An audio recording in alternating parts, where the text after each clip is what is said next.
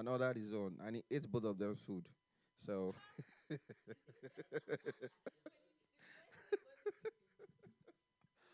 I don't know, but somebody ordered for the other person and ate his own food and our own food. So wow, where are the men and the respect? Anyway, how many languages do I speak? I speak the Nigerian basic languages, which is Igbo, Yoruba, a little of Hausa. I also speak Delta Igbo. No, it's in I also speak Delta Igbo as well, and I understand a little of French too. If you could live anywhere in the world, where would it be? Anywhere that has blue waters, I like to be there. Don't know how to swim like that. I'm not a good swimmer, but I just want to be near water sometimes. All right, guys. We'll be creating a small group where we'll have a little discussions that we'll be talking about, which is like the content for our meeting today. And I like us to understand that it's a no judgment zone. Let's talk about let's share. Let's talk. If you have questions that you want to talk about, go ahead and talk about it and ask yourself questions. Let's just get to understand these things without feeling like somebody's going to judge us. Okay, so the first question of the day we were talking about is let us come closer so we can have this tete-a-tete talk together. So the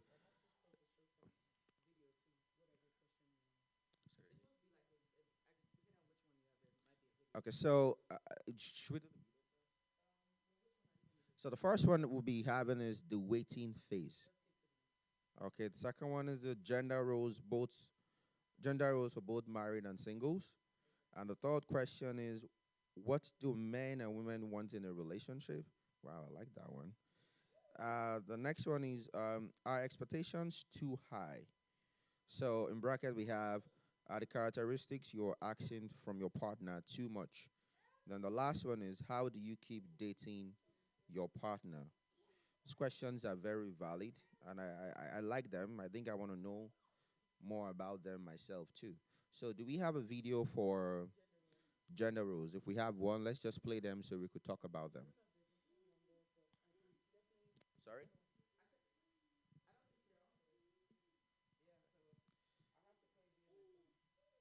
All right, let's just come closer. We'll just watch it, then we'll talk about it.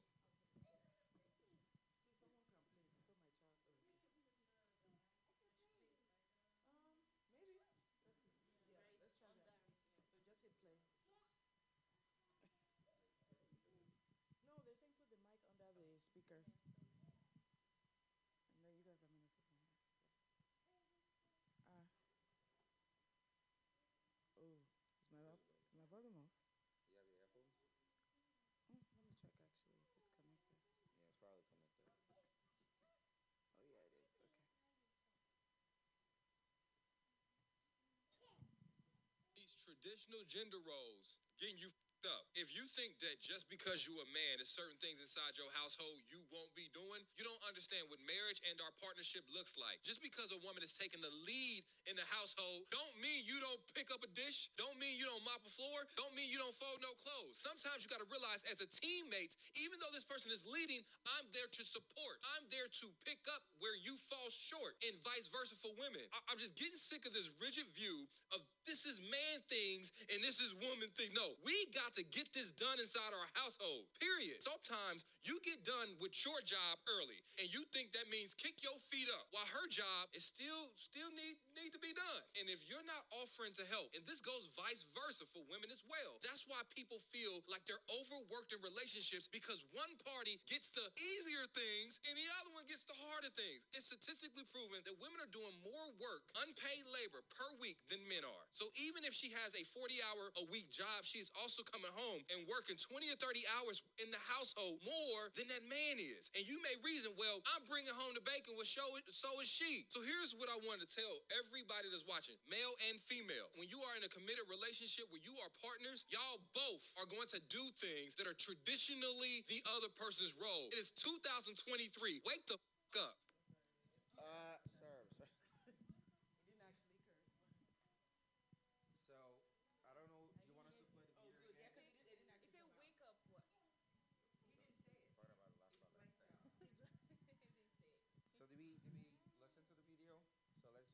about the video and bring out findings and things that. What do you guys think? You think gender roles should be equal?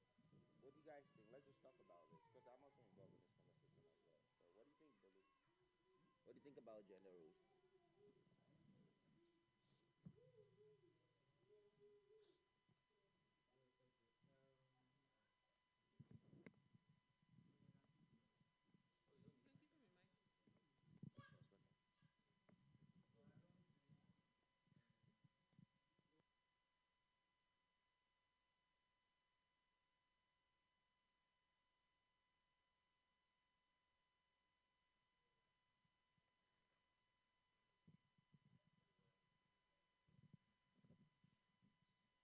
Praise God.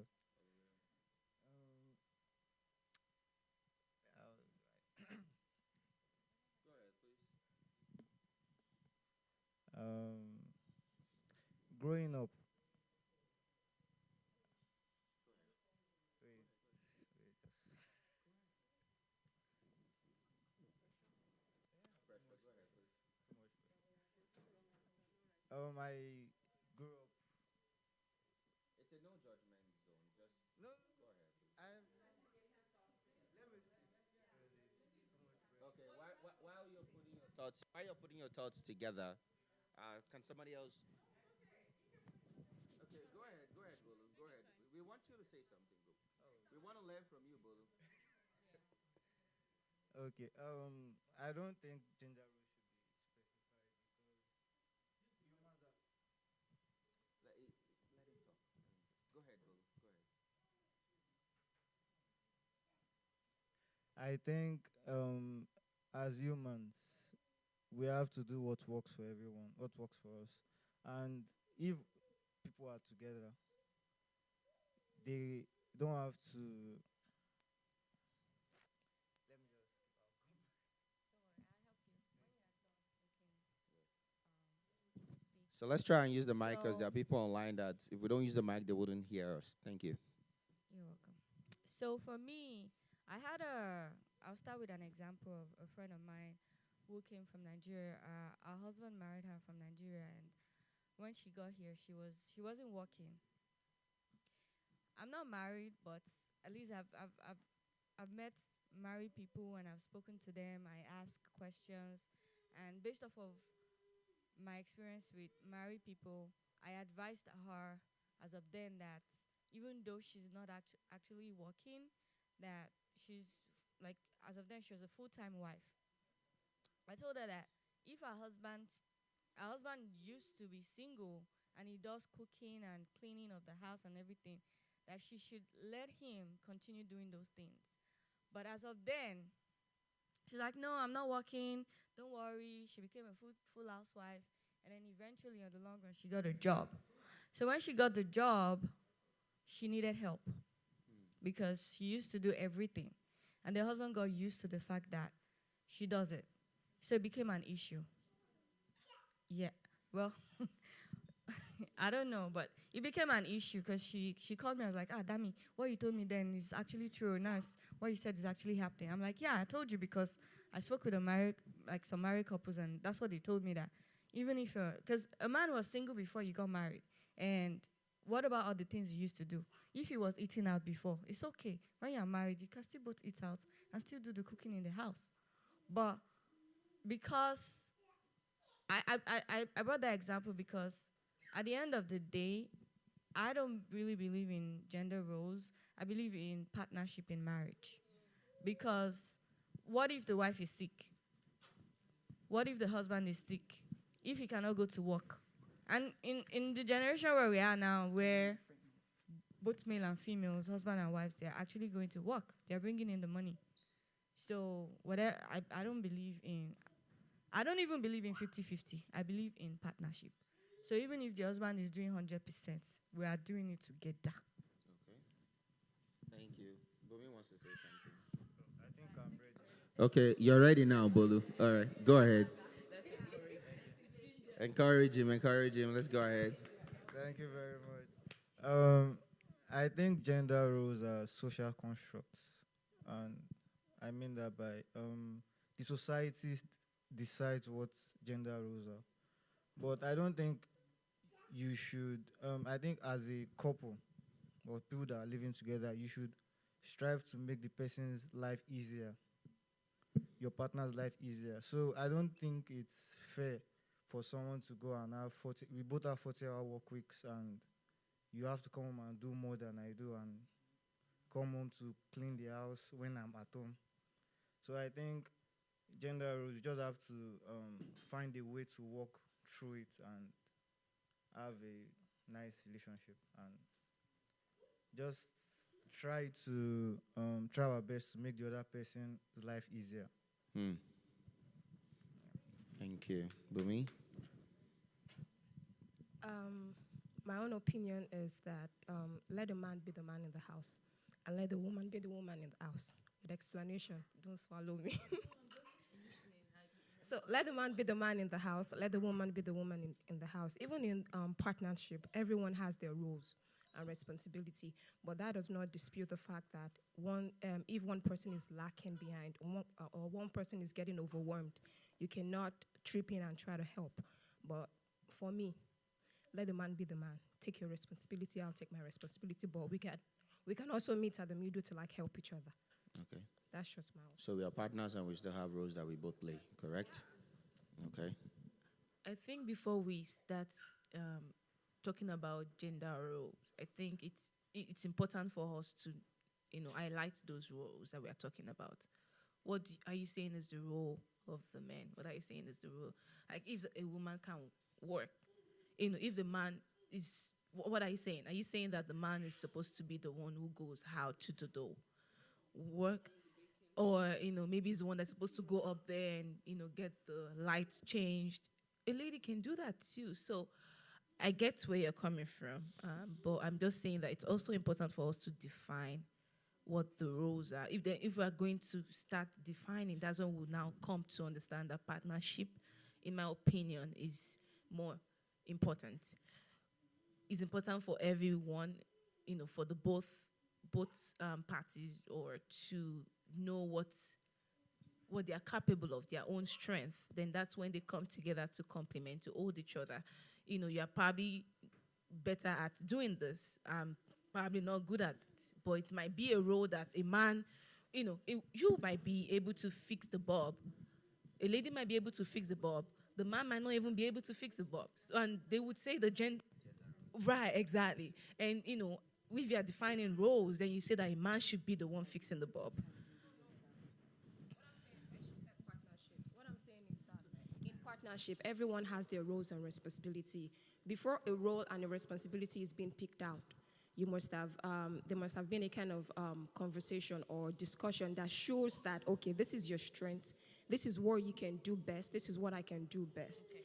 Because if we try to Google and check what partnership is all about, everybody has their roles, everybody has their responsibility. Even in business, we have active partner, we have dormant partner. Everybody has their roles and responsibility in it. But that does not mean that, okay, this person is lacking in one part, I cannot trip in, like my own part of my own intake about it.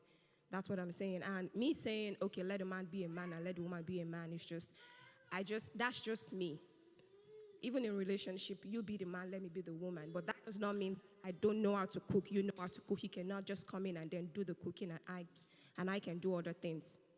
Okay. And if we're talking about this now, we're talking about house chores and everything. When it comes to taking responsibility, when it has to do with monetary responsibility, we hear everyone who is saying, let the man cook, let the woman cook, change the whole table and say, he's the man. He can act each is the man, he's the one who's supposed to be the upper hand when it comes to financial assistance in the house. Is there a rule or is there a place where it is written that a man has to be the one to foot the bill in the house? No. I personally think that you're just opposing yourself. You just said partnership, then you're now talking specifically about the roles that men would do and women would do. No. So she was saying something about we should identify those roles before we start talking about partnership. And what I'm saying is that let a man be a man in the house and let a woman be a woman in the house. if a man is a man in the house, those are roles. So what do you mean by let a man be a man in the house and let a woman be a man? Because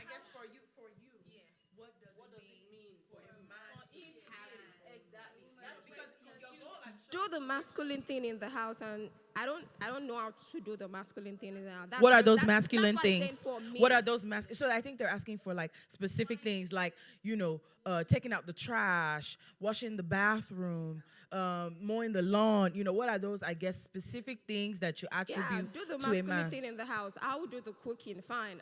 It's okay for me to like do the cooking. It's okay for me to like do the laundry. But you do the manly thing in the house. Fix the bulb.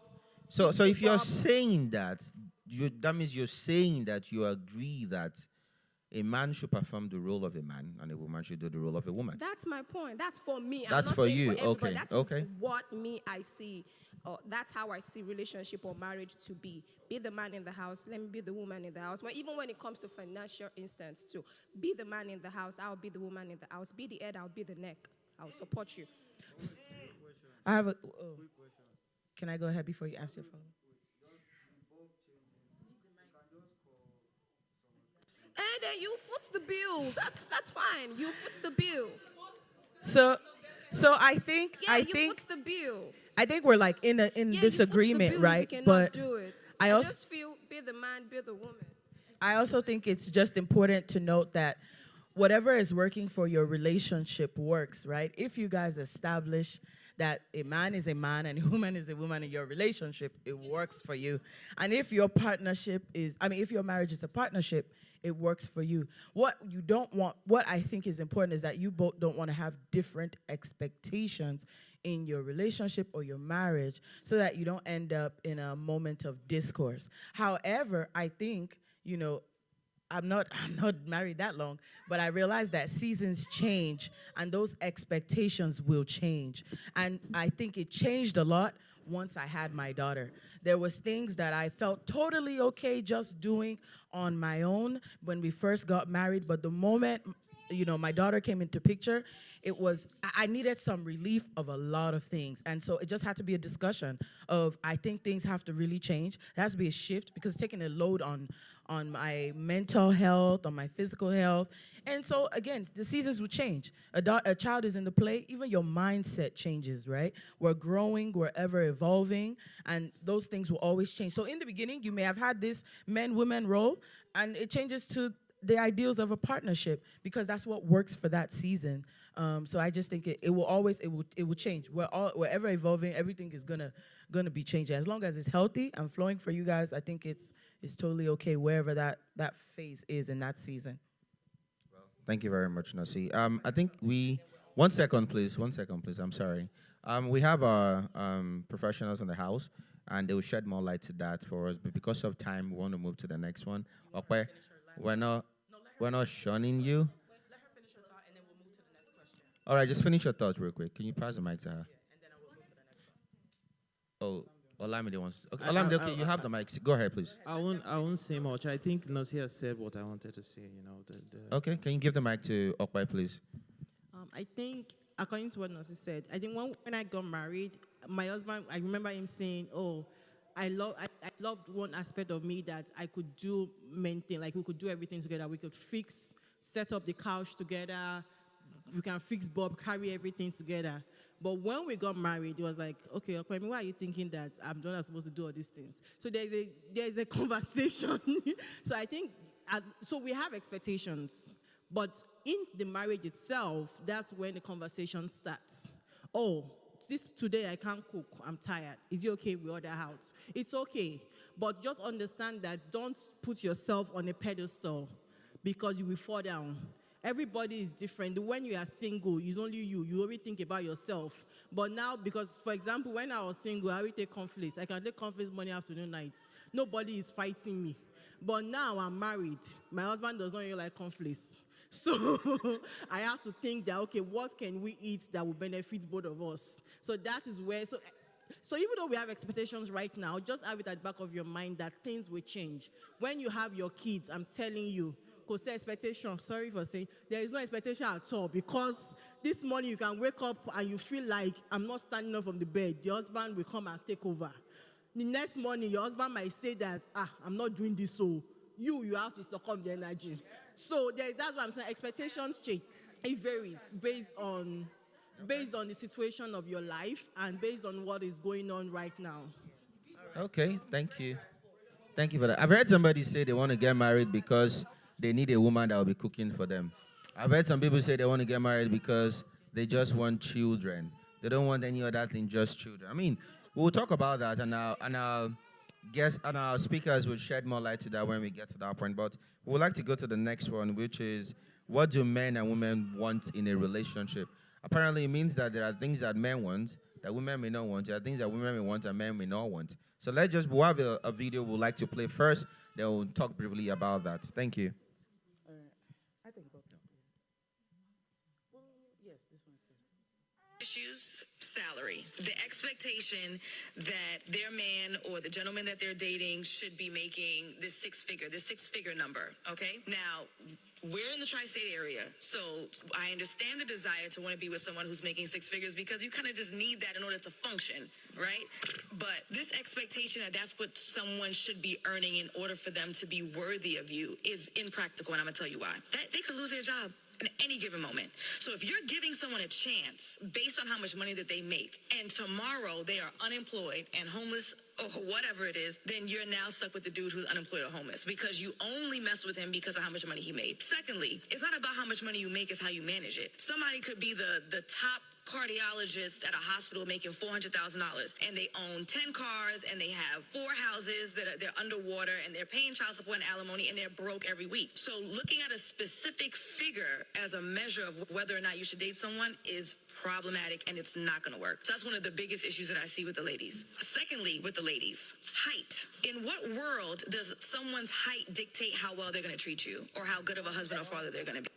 About that man's height that's going to make him a better human being. So, and again, I'm not saying that you should be dating folks who someone's height dictate how well they're going to treat you or how good of a husband or father they're going to be. There's nothing about that man's height that's going to make him a better human being. So, and again, I'm not saying that you should be dating folks who are necessarily like super shorter than you, but you're 5'2" and he has to be 6 feet. Why? Yeah, why? It's unreasonable. Even in your tallest heels, he's still going to be taller than you. And I understand generally the idea is the taller the man, the bigger the man, the more likely he is to protect you. It's more animalistic than it is like reality, but still impractical. One of the biggest issues. So our conversation, essentially, we wanted to gear it around what do we want in relationships as men and women, and when does the line be drawn about it being unrealistic expectations? I definitely like the fact that they talked about height. I never saw it the way she said it. Like, in what world does height have anything to do for you in relationship? I never really saw it like that until she mentioned it now. But then again, because I don't understand. If his hand cannot reach, if his hand cannot reach the shelf, then he will use stood or will climb table. And let Olamide go first. Well, it really kind of speaks to our unrealistic expectations when it comes to relationship, right? Because sometimes, say Nollywood and Hollywood has created an ideal relationship that really doesn't exist. So they tell you that a guy has to be tall, handsome, have a good job, have a good circle of friends. But reality hits on you, and you come to see that some of those expectations are not, realistic. Maybe the person you finally, like is not a tall woman. She's a little bit chubby. And then, she's not an ideal partner that you created in your mind. How do you reconcile both images? You understand? So I feel relationship has to do with shared values, shared interests, rather than physical features that really are not lasting. Because when you really look at, the physical features, she might be slim, tall, and sexy, but give it some time. After she has a few kids, I'm telling you, that wouldn't really count again. If this is someone you're living with for the rest of your life, it now boils down to the character and the person, so that's the way I see it. I want to say something. So I think the reason why a lot of ladies have that expectation, if we compare ladies in their 30s, you would realize their expectations are not Compa- co- in comparison to someone in their 20s, like someone that is still in college and you're still under your parents. You're like, let me just get out of this house and. So I guess with age, not everyone, it doesn't apply to everyone, but most of the time with age, those expectations, we get more mature, and then we tend to like be like, okay, it seems like it's really not about the physical look, but then it's more about, the person itself and what they're bringing to the table. So that's just what I wanted to say. Okay, so I'm just, trying to process what I want to say, so it doesn't come out wrongly. Especially, pointing out this height thing. I know some people can have unrealistic expectations when it comes to relationships, but for the height too, again, I mean, it's based on personal preference. If you cannot marry somebody that is shorter than you, it should be understandable. It should not be something that, we should feel like, that's a very, because what if the person has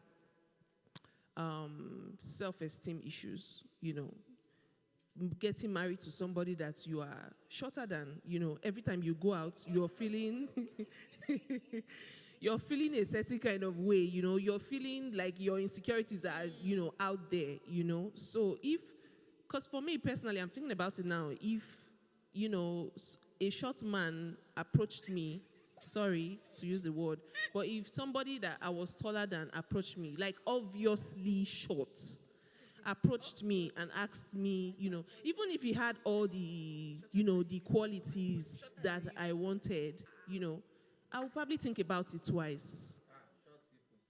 That's just me being honest. You understand? That's just me being honest. I know. That's what I'm saying. I know that. But I'm saying for myself, if I'm asking myself, yes, even if the person had all the other characters, am I confident enough to marry? Because I've seen a woman that married somebody that she was taller than, And also for the guy too, has to have, a high self-esteem to marry a woman that is taller than him. You understand? That's what I'm saying. So it depends on it's personal preference. So if I was in that position, I don't know if a guy that was shorter than me, not like as if we were the same height, because I and my husband, we are like the same height, probably a few inches taller than me. But, just say if a shorter guy asks me out to marry me and all that stuff, I don't know if I would be able to confidently say, So I feel like it's sort of a self-esteem issue and not, an unrealistic expectation. That's our own point. This is a no judgment zone. If the short person is not your own, then it's not your own. So it doesn't matter. That's our own point. I think when in the video, though, she was saying something about not necessarily like someone can't be taller than you, but how are you 5'1" and you're saying that he must be 6 feet? So she was saying in your heels, you're not even, he's not, he's still well over you.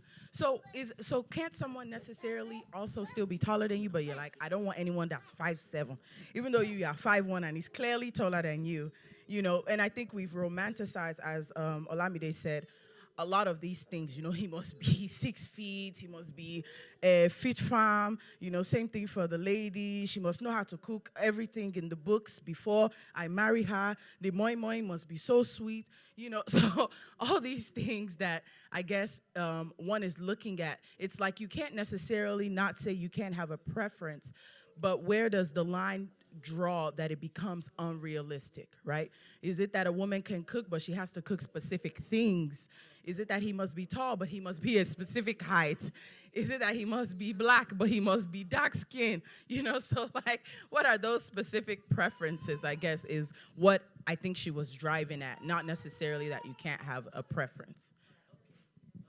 Thank you. Any other person have another opposing or supporting view? What's your view on this? You want to go? Go ahead. No, you want to play. And if not, we can go to the next one. I think we've actually, okay. I think. So we'll go to the next question. Do you want to say something? Okay, hold on a second, please. Oh,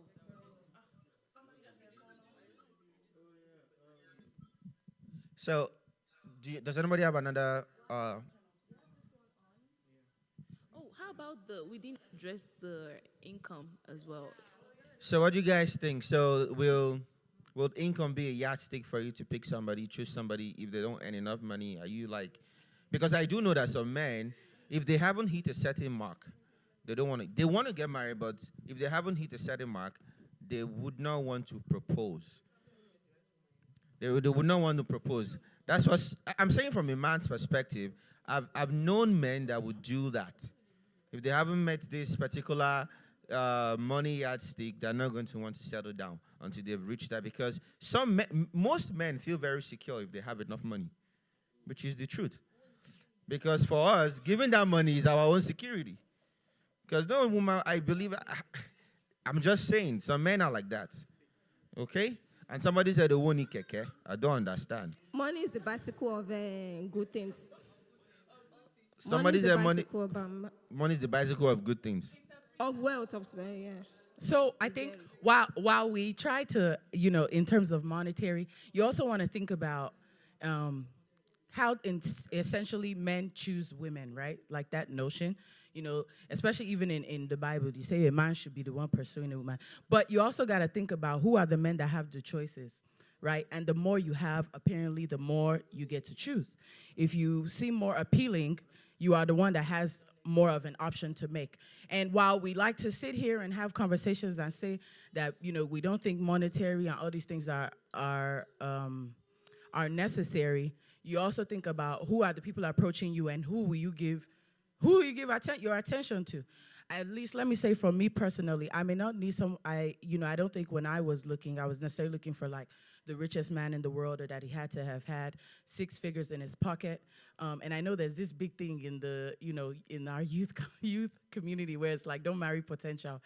But but I think there has to be something you see in someone and know where they can get, and that's a potential. And so someone doesn't need to be complete before you be with them in that aspect, especially when you're talking about, as long as they're, I think, even spiritual complete, then, there's something you guys can do with yourselves. But I think another thing is self-reflection. Are you complete while you're asking someone else to be complete? Do you have everything you're asking this person for? Because I think a lot of times people are looking for things in other people that they don't have in themselves. You're looking for security in someone because you don't feel secure in yourself. You're looking for confidence in someone else because you're not confident in yourself. Once you have all these things, it's easy to, I think, try to pursue other people because you're not necessarily worried about finding stability because you're stable, and so I think you can look for good features in partners once they've been reflected in yourself. That's also why people with low self-esteem end up with people with, maybe they end up in verbally abusive relationships because you don't have confidence in yourself. But if you're confident in yourself, it's likely you'll attract those type of people, hopefully. But that's my thought, I do agree with what she said because a lot of times some people tend to look for what they don't have in other people. So people who don't, if I don't have something, I want to find somebody that have the thing that I have. It naturally will attract. So it's very important that you self-reflect and know what your what is. And Okay. I don't think it's a bad thing. Then again, it's all based on preference, my own preference again. And we have speakers in the house that would also shed more light to that to us again.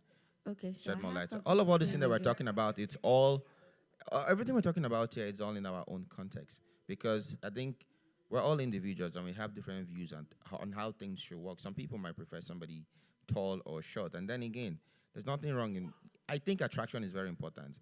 If you don't like a short person, it's better not to go for a short person. If you know that if you close that door after marriage and you look at this man, you will not be happy, it's better not to just go. That's my own view.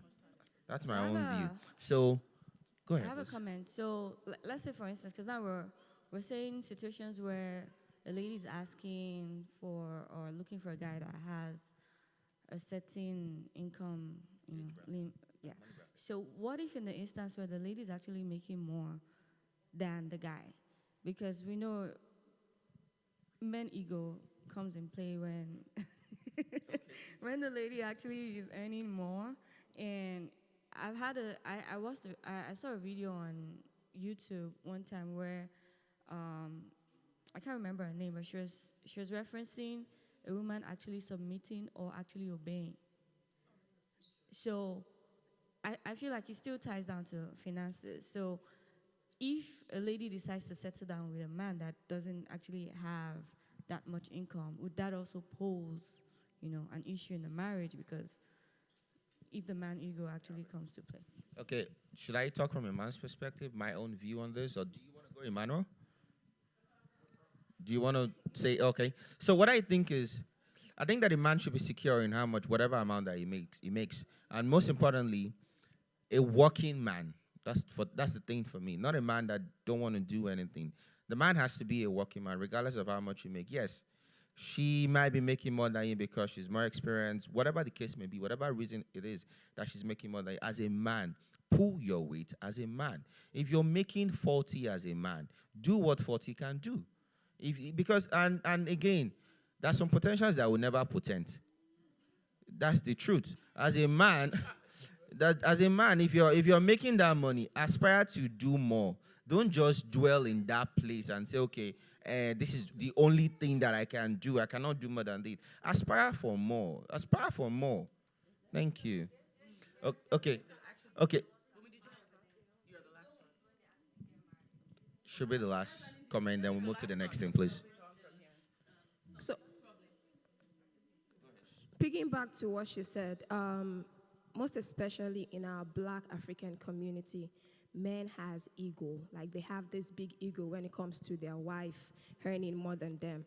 But I would not say that that's how they are being wired. That's how men are being wired. Even taking it away from Black community or African community, I would say it depends on how the woman reacts to that situation in the house. I will use my parent as an example. There was a time my dad wasn't earning up to what he was earning before they got married, she was earning more. My mom is from a family where they were very, very comfortable. They are rich, they are good, they are fine. But my dad is from the village. But when he came to Lagos, he started earning, and they got married. Then it got to a point he wasn't earning as much, and he has a lot of debt at hand. My father is this kind of person. He has this man ego, like, I'm the man of this house. Because you're bringing money, because you're putting food on our table, does not mean that you are the head. And then I really appreciated the way my mom acted then, because she would tell us that the money she's giving us, we knew that it was my mom giving us those money, but she would tell us that it's my dad. She would even put a note on our table. This is from dad, pay this and pay this and pay that.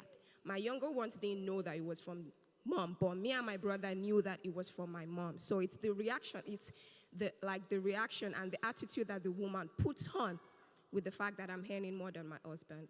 That's just it.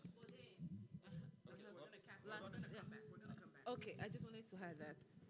We're gonna come back because I just want to bring in the last question. Before I get into this last question, I just want, again, a reminder that this is supposed to be a safe space and a place for us to be able to discuss all aspects of relationship. So I'm gonna go ahead if you guys could.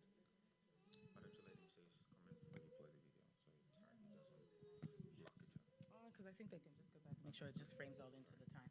Okay, I'm gonna play. So go ahead and play the next video. Let's just. And we've actually had women message us and comment about how they've been married year, 2 year, 3 years, and they are still struggling with sex and sexuality because in their singleness, it was completely suppressed. And everything that we're feeling was wrong, and they needed to crucify their flesh, and they needed to put their flesh down. And then they got married, and it was like, oh, right. What am I supposed to do? We're not encouraging fornication. I just want to keep on putting that. I just want to keep on putting that out there. And I'm not saying that.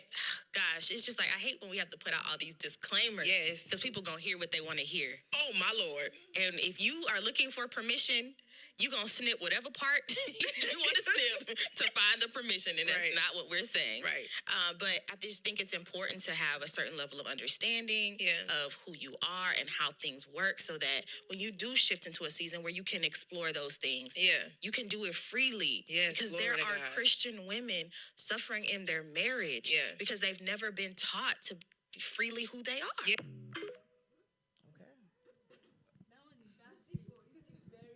Wow, there's this. So when I was listening, I'm not giving my interpretation, but the question that came into my head, or the thing I think they were talking about, is how do you know how to be affectionate or intimate, maybe in in your dating phase, I guess. Or I don't even know if it's the dating phase, but in this place where you are in the singleness, there's just something that I think is maybe being suppressed, is what they're saying, and that you feel that this aspect of yourself is not appropriate, so that when you're now in a relationship, it feels like it's too difficult to explore because it's had such a negative connotation to it, I guess. But you guys tell me what you think you heard. I was just presenting the video as an avenue of conversation. I do like that part, and I want you to ask the speakers the question that you asked. I guess my question, or what I understood from the video that we played, is, I guess what I understood from the video that we played is, as a single man, is there any? Can you have intimacy as a single man? I guess that's my own question. Can you be intimate? There wasn't a question there. No, I'm just saying what I understood from the video that we heard or we watched. For me, how can you be single and be intimate? That's my own question, though. No, So exactly. That's why I do want us to talk about what is intimacy to you. She wasn't as a single man or a married person. saying to do anything before you're married. I guess she was saying that people end up in this maybe suppression in their singleness, in the aspect of pursuing one another, and then when they're married, it just seems that they don't know how to be free with each other. That's what I believe I heard. And so I guess I'm posing that, not necessarily as a question, as a thought, that she's saying this, and what do what are the brewing thoughts in your head? What are questions that you have as a result of what, she's saying in that aspect? Like, there's a suppression that's happening in singleness that seems not okay. And then you now married. It's not like your mindset has suddenly changed, right? You still have this suppression. You still have this negative connotation. So she's just saying that this is something that women, possibly men also, are dealing with in this aspect of singleness that is carrying over into their marriages. And a part of being married is that sexual relationship that you have with your partner, right? And so she's saying, how is that, because that's also supposed to be an enjoyable part of your marriage. So she's saying that this is not an enjoyable part of marriage because or that people are saying it's not an enjoyable part because of that suppression and that negativity that's been connected to in singleness, that it's carried over into their marriages. So How do we not suppress these things before we get married? I guess at this point I'm going to call our panelists or introduce them. I will be introducing our panelists now, and I'd like us to please clap our hands for them as we call them. I would like to call the first person Sister Yemi Champion. A round of applause. Dr. Yemi Champion, please. I apologize. Okay, let's call, we have the next person, Pastor Isoke. And we have the next person, Pastor Tunde Agbola. A round of applause for Pastor Tunde. We have elevated him today. Agbade, I meant to say. And we have the next person, Sister Pastor Deaconess Ivy Paul. A round of applause for her. We do also have the next person, Mr. Wale Babalola. A round of applause for him. Thank you. So we'll still continue the conversation while our panelists are also listening, and they could also come in anytime that they want to. So, Bumi, do you want to say something? I was just trying to not piggyback. Just let us look at it in the view of an experienced man who has experienced a lot of he has done a lot of things. It's a no judgment. Sexually, like it's a no the man judgment has a place, lot so go of ahead. experience when it comes to sex. He's been with different ladies who has given him a lot of styles, a lot of ways in satisfying his sexual urge, down to him getting married to a virgin. How enjoyable can the sex life in the relationship be? So, is this a question or a contribution or I don't I know. wanted it to, like, I'm just trying to bring it to the light in that light so we can, so while we're giving our conversations and while we're, yeah, like, that can actually help in I could say getting just more a line of insight thought on it. that you just want to put out there for all of us. Yeah. Okay. Okay. Okay, that's fine. That's fine. Nasi, do you have anything to contribute to this? Yeah. Go ahead. Go ahead. The question I have is this Can you in use the mic? is this in context of worldly in the world and or in the church? So now personify that question to yourself. Are you worldly or are you in the world? No, no, So no, no. ask, I'm asking. Because this is gonna lead to other questions. which is fine. Which is fine. If it's gonna lead to other questions, then we'll answer them No, here. even if we bring Christianity into it, we still have to discuss these things, whether we are Christians or not. These things run in our bloods. In our body is not wood. Yes. Go So, ahead. Tell it. oh kunga, So go ahead. What was your question here now? I said. So the question is, are we open to like outside of Christianity? Yes, we are. Go ahead. Okay, perfect. Yes, the conversation is open to that too. Yes. Okay.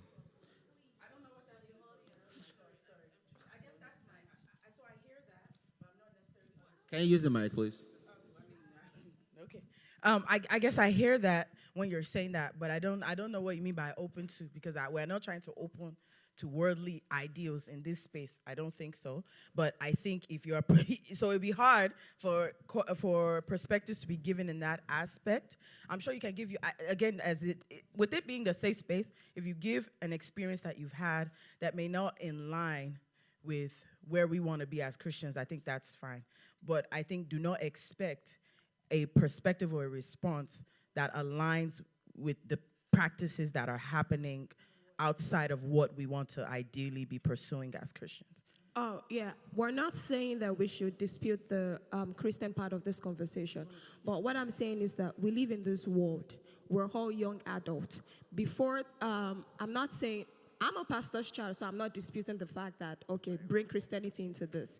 But what I'm saying is that let us face it as of flesh, as human, before we bring Christianity into it. Then we back it up, like we attend to all of these questions based on reality, what the word is saying, what the young adults are facing outside. Then later on, we back it up with the Christian. Because seriously, they will say, pastor's child, pastor's child, pastor's child. I bet you when I got to college, all this pastor's child thing, I saw a lot of pastor's children that I'm like, Victoria, you are a good girl. Yes, so because that's because everything in their house is all about. In my house, my father calls me like Ojuere, because I will tell you, I'm a pastor's child, but this is what is going on outside. Don't just tell me about what the Bible says. Give me like a vivid understanding of what I'm asking you, then back it up with the Bible. That's exactly what we're trying to point out. Can you use the mic, please? I'm saying exactly what you're saying. Come forth with those things that we are experiencing in the world. Those things that are happening, those things that are realistic. But you should expect a response that aligns with where you want to be as a Christian. What you don't want is a perspective that has been the same. You want something that can hopefully be enlightening or maybe help you to make better decisions or whatever the case may be. But I think in a space whereby we're all Christians, you should expect the answer to align with where you want to be as a Christian. Okay, while we give people some time to put their thoughts together and the questions together, we'll take a 5-minute break. Oh, okay. Tunde, hold that thought. We'll take a 5-minute break, then we'll come back and you can ask those questions, okay? So I'd like you to please take your time, put the thoughts together, and bring in your questions. Thank you. Yes.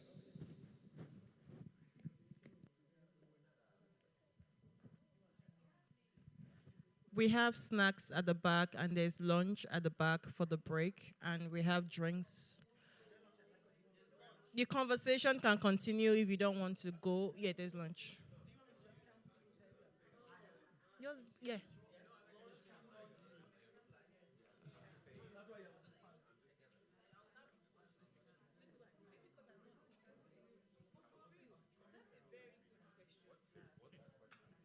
Shinedu.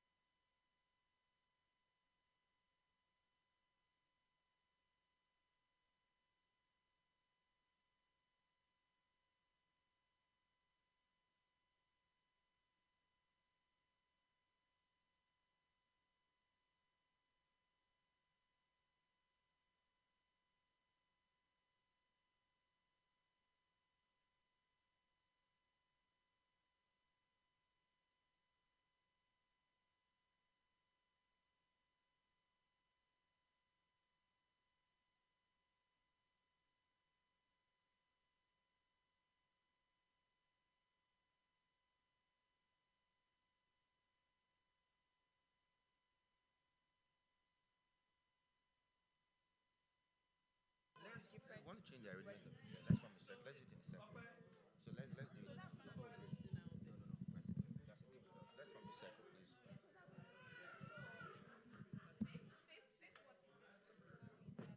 Yes, sorry. That your question. Please bring it back again. Bring this. So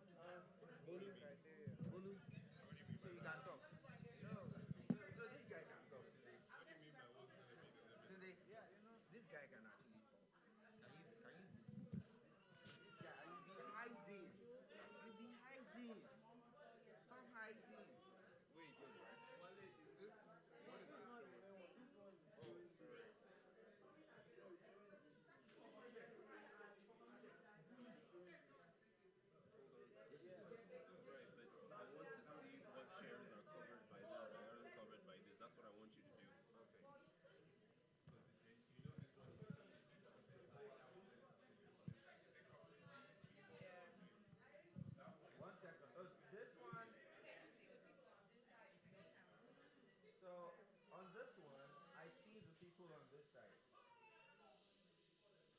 I see the people on this side.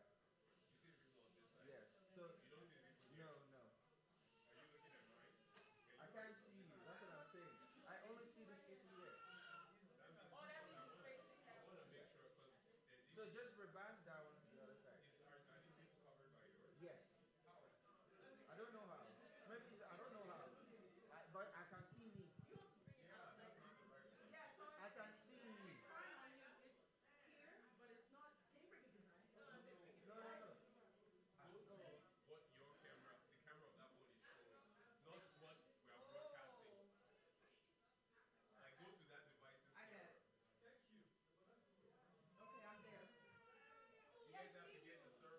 Oh, not what is broadcasting? Now you get in the circle. Sorry, we're no longer outside of the circle. Today, Yeah, we can see, but no, not so much.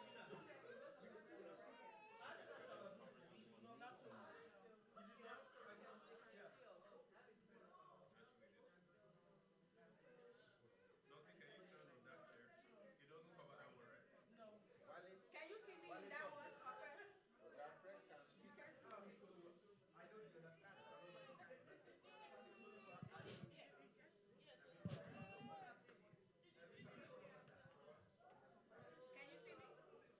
1 second, we're trying to reconnect. Wale, please, please, come, come. Which one is Yazim? Wale.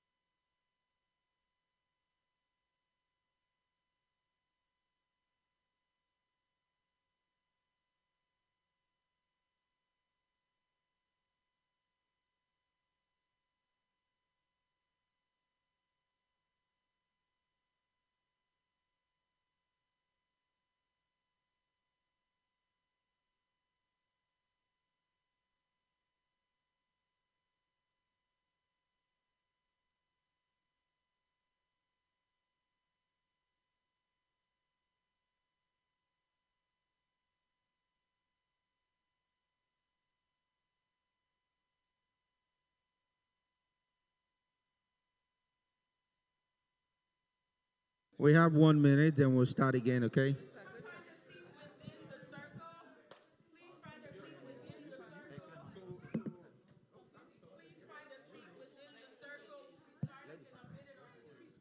All right, guys, can we sit down, please?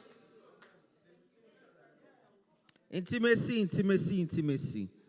Huh, what is intimacy? Can we come forward, please?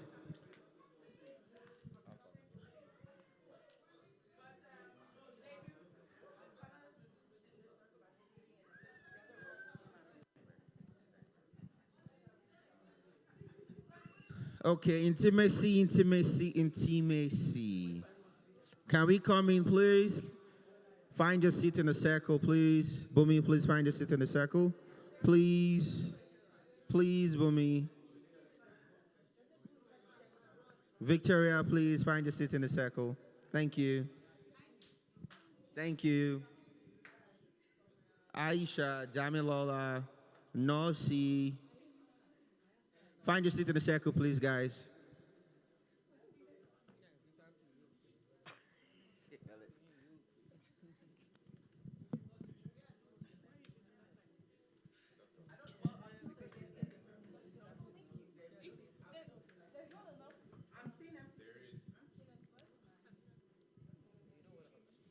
I can create Just more. slightly here.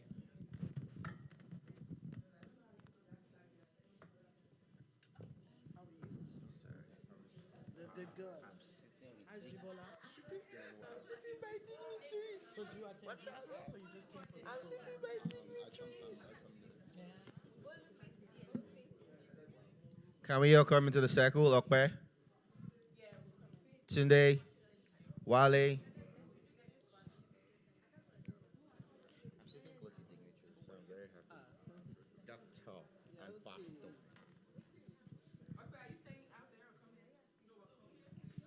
All right, so Bumi was saying something very important before we went on break, so I'll give you the mic and I'd like you to finish what you were saying. Thank you. Could you let me pass the mic to her, please?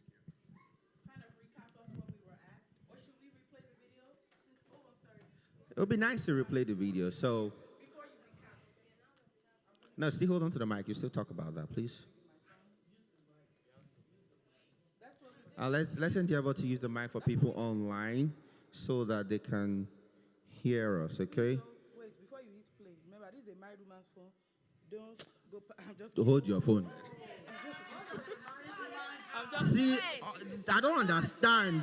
All these married people will be oppressing us. It's okay. Hold your phone then. No, I'm just kidding. Okay, here you go. Hit play.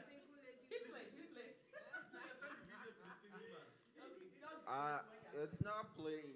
I don't. Please, can you come, please? A married woman's phone. It's not. I don't know what's going on here. Hit play. I did already earlier. Is it connected to your earphones? That's the loudest. Hit one. Oh, it's connected to your earphones. Oh, okay. All right. Just pause. Like, No, it just wasn't on. Some of us are not used to modern technology. I'm not responding to that.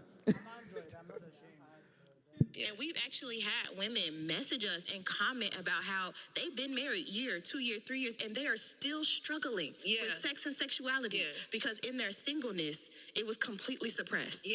And everything that we're feeling was wrong, and they needed to crucify their flesh, and they needed to put their flesh down. And then they got married, and it was like, oh, right. What am I supposed to do? We're not encouraging fornication. I just want to keep on putting that. I just want to keep on putting that out there. And I'm not saying that, gosh, it's just like I hate when we have to put out all these disclaimers. Yes. Because people gonna hear what they want to hear. Oh my Lord. And if you are looking for permission, you gonna snip whatever part you want to snip to find the permission, and that's not what we're saying. Right. But I just think it's important to have a certain level of understanding of who you are and how things work, so that when you do shift into a season where you can explore those things, you can do it freely. Yes, because glory there to are God. Christian women suffering in their marriage because they've never been taught to be freely who they are. So me, I guess my question is, can you be single and intimate? That's my own question. But I'd like Bomi to continue from where she stopped earlier. I would add a beat to that question. Can you be single and intimate? Can you be how intense is the intimacy? So that would be my own question. That would be my own question to that. And what I was trying to say the other time was that Dami Hacks made a comment about not being biblically answering these questions.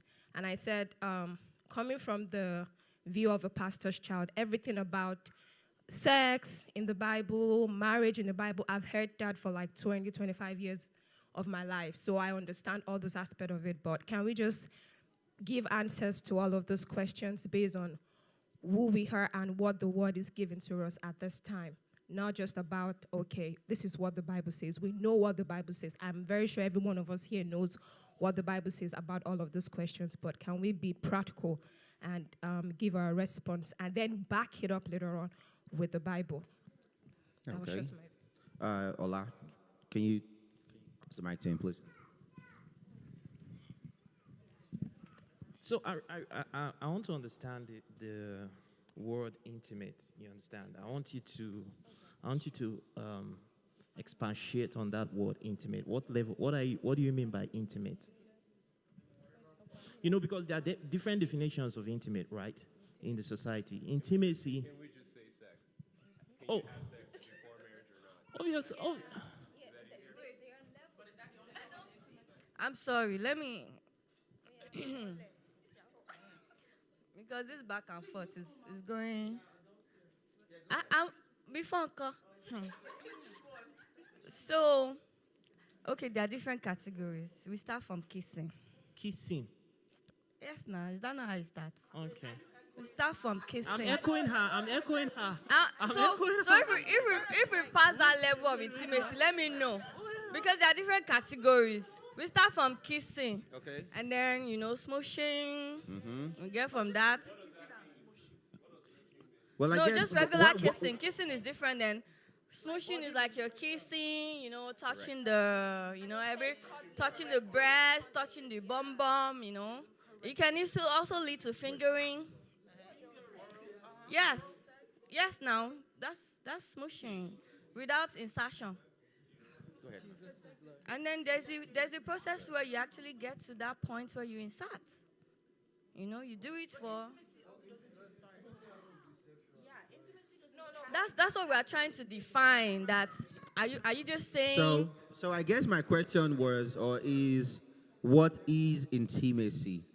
Now, coming from we know married people, not that their only understanding of intimacy is the bagbos.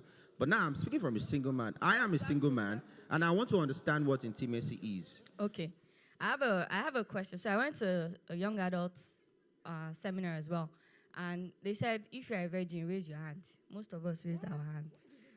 Wait, hold on now. Wait. We can do it again. Are you a virgin? But then we now have to break it down that, okay, yes, you're a virgin. Have you kissed before? Yes. Those hands were reducing. Have you smushed? Those hands were reducing. Have you done pull-outs? No, so I don't know what's the definition of intimacy, because intimacy, even if you're single and you're married, you can still do all of those things. Can I say something? I'm Yemi. How is everybody doing? Very, very nice to be here.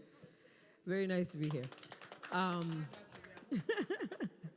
So, it is very important that people say what you mean and mean what you say. Really, there's no omokekere here. Omokekere means a small child. And I love how you said you want realistic answers to what's happening out there. And say, okay, give us the realistic answers first, and then we can back it up with the Bible later. I like it, but I would like for us to reverse the order. How about I suggest, what does the Bible say? Because everybody's saying everybody knows what the Bible says, and that is the most dangerous thing to say in church. You know, when ministers come to minister in your church, they say, we all know the story of Esther, and everybody says, yeah, but nobody knows the story of Esther.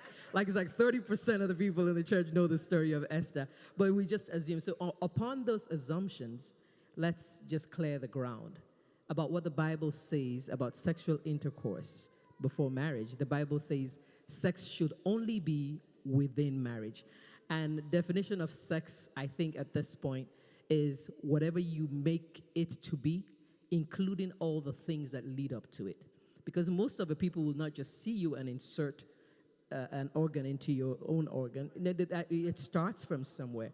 So sexual intercourse comprises all of the foreplay and the action of penetration up until your climax. So let's define that and just be real about it. Now, intimacy, though, is a question. The lady said intimacy. So I'm very, very excited about the fact that she said intimacy, because she didn't really say sex. And it's very important to understand that intimacy that keeps your relationship, especially a marital relationship, the least percentage of contribution is from the sexual intimacy. There's emotional intimacy. So we don't have to quickly run to Basbos. I like that. Is that what is it? Okay. Yeah. So there's emotional intimacy, which for most of your marriage will carry your marriage a long way. Right? Sexual is physical intimacy, and that's very important to keep the engine running and to finish some fights that don't even have head or tail. Sometimes just fighting. Say, killer, why are we fighting? Okay, come. Yeah, I say, but it can be a very quick solution to, yeah. And then there is intellectual intimacy. Intellectual intimacy means that you may be physically attracted to this dude 110%, but he cannot carry a conversation. And so in that level, you're not intimate. And after how many goes can you do from? Do you understand? So after a while, you're going to need. After a while, you're going to need somebody that you can carry a conversation with. That's the reason why people leave marriages after like 40 years, is because they're like, we sit down, there's nothing. We can't talk, you know? So, and then we are Christians, right? So, spiritual intimacy. So that's why I said, let's not leave the Bible till later. Let's use the Bible as the foundation, which it should be for everything else that you want to do. So Bible says, do not have sex before marriage. Now, we are out in the world, and sex is in the commercial for water, the commercial for toilet roll, many medicine, anything that, Vim, right? So it's being thrown in our faces out there. So our own conversation is, how do we deal with that, and how do we cultivate intimacy? I'll share a very short story about when I first got married. When I first got married, I had a fight with this lady because my husband and I were in the choir, and at some point we were holding hands. And she's like, what is that? And I said, well, this is my husband. Even if he was my boyfriend, I still don't see anything wrong with it. She said something very important to me. She said, but not everybody that comes into the church knows that you're husband and wife, right? So that made sense to me.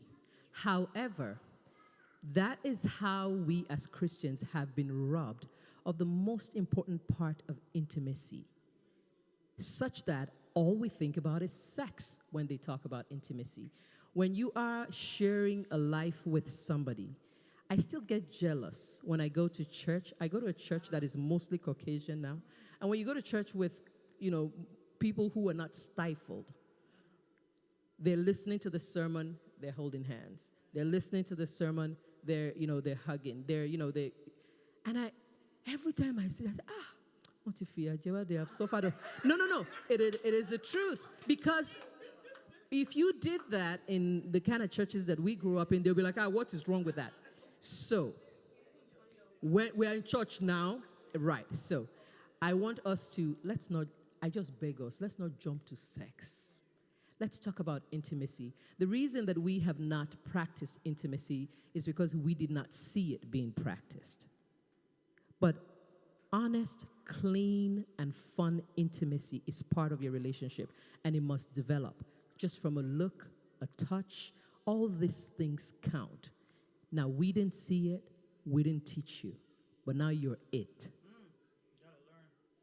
So you got to pass that down. Don't let your children suffer what you suffered.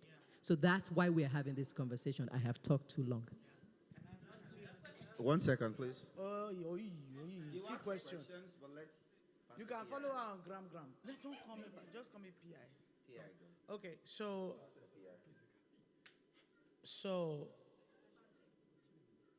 Jesus. So I want to say something, which is something that I found out later in life. We have the impression that God is not a God of sexuality. We have the impression that, this God, we can't bring God into it because it offends God. It's not true.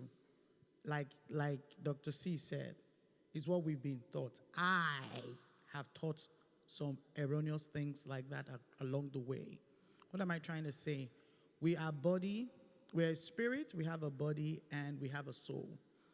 All three of those things belong to Jesus when you become a Christian. But what we don't understand is that, have you read the Bible? Go and try and read it.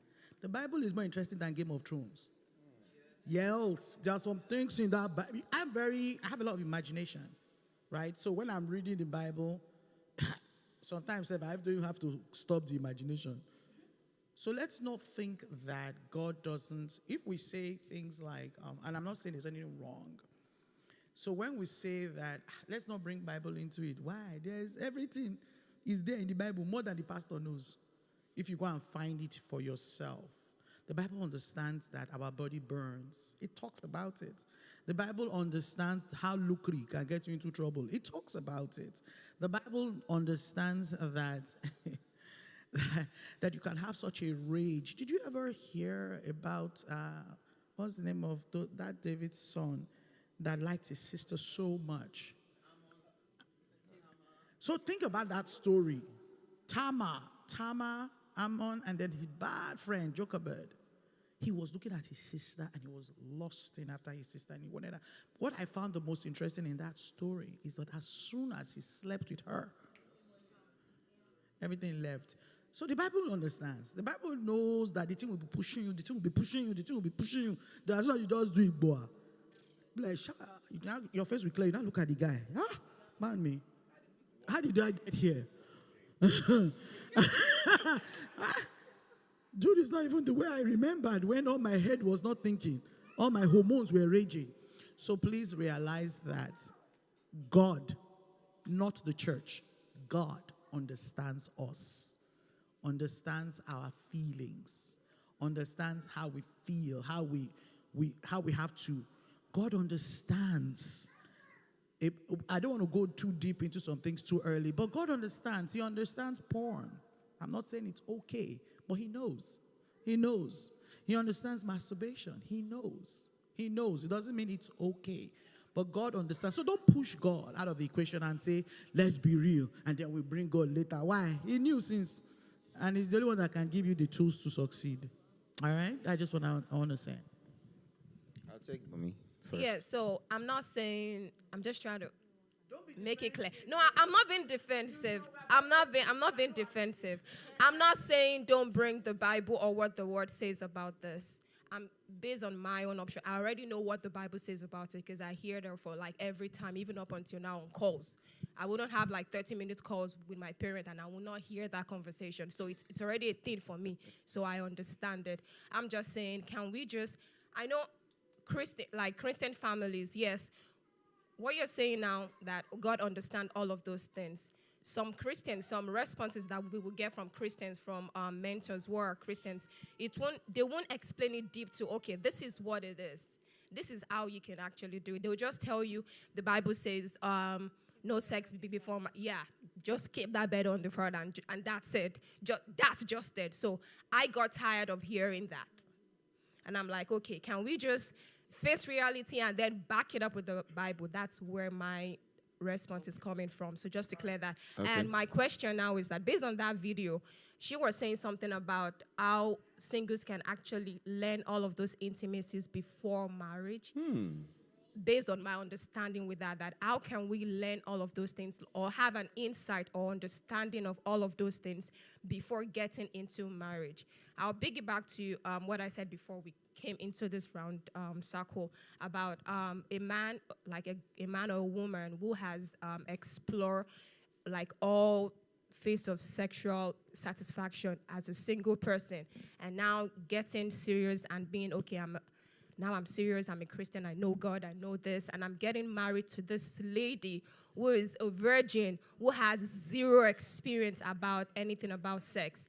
Like, I'm very sure they will have issues, and I've heard a lot of single guys say, I'm not going to settle for a virgin. I don't have the time to like start training you, telling you how to put it in. Once I'm in and I'm about to take it out, this is how No, like, I'm just saying. I'm just saying. No. No, what I'm saying. No, wait, try to get it. No, try to see where I'm Can getting we let it her from. finish?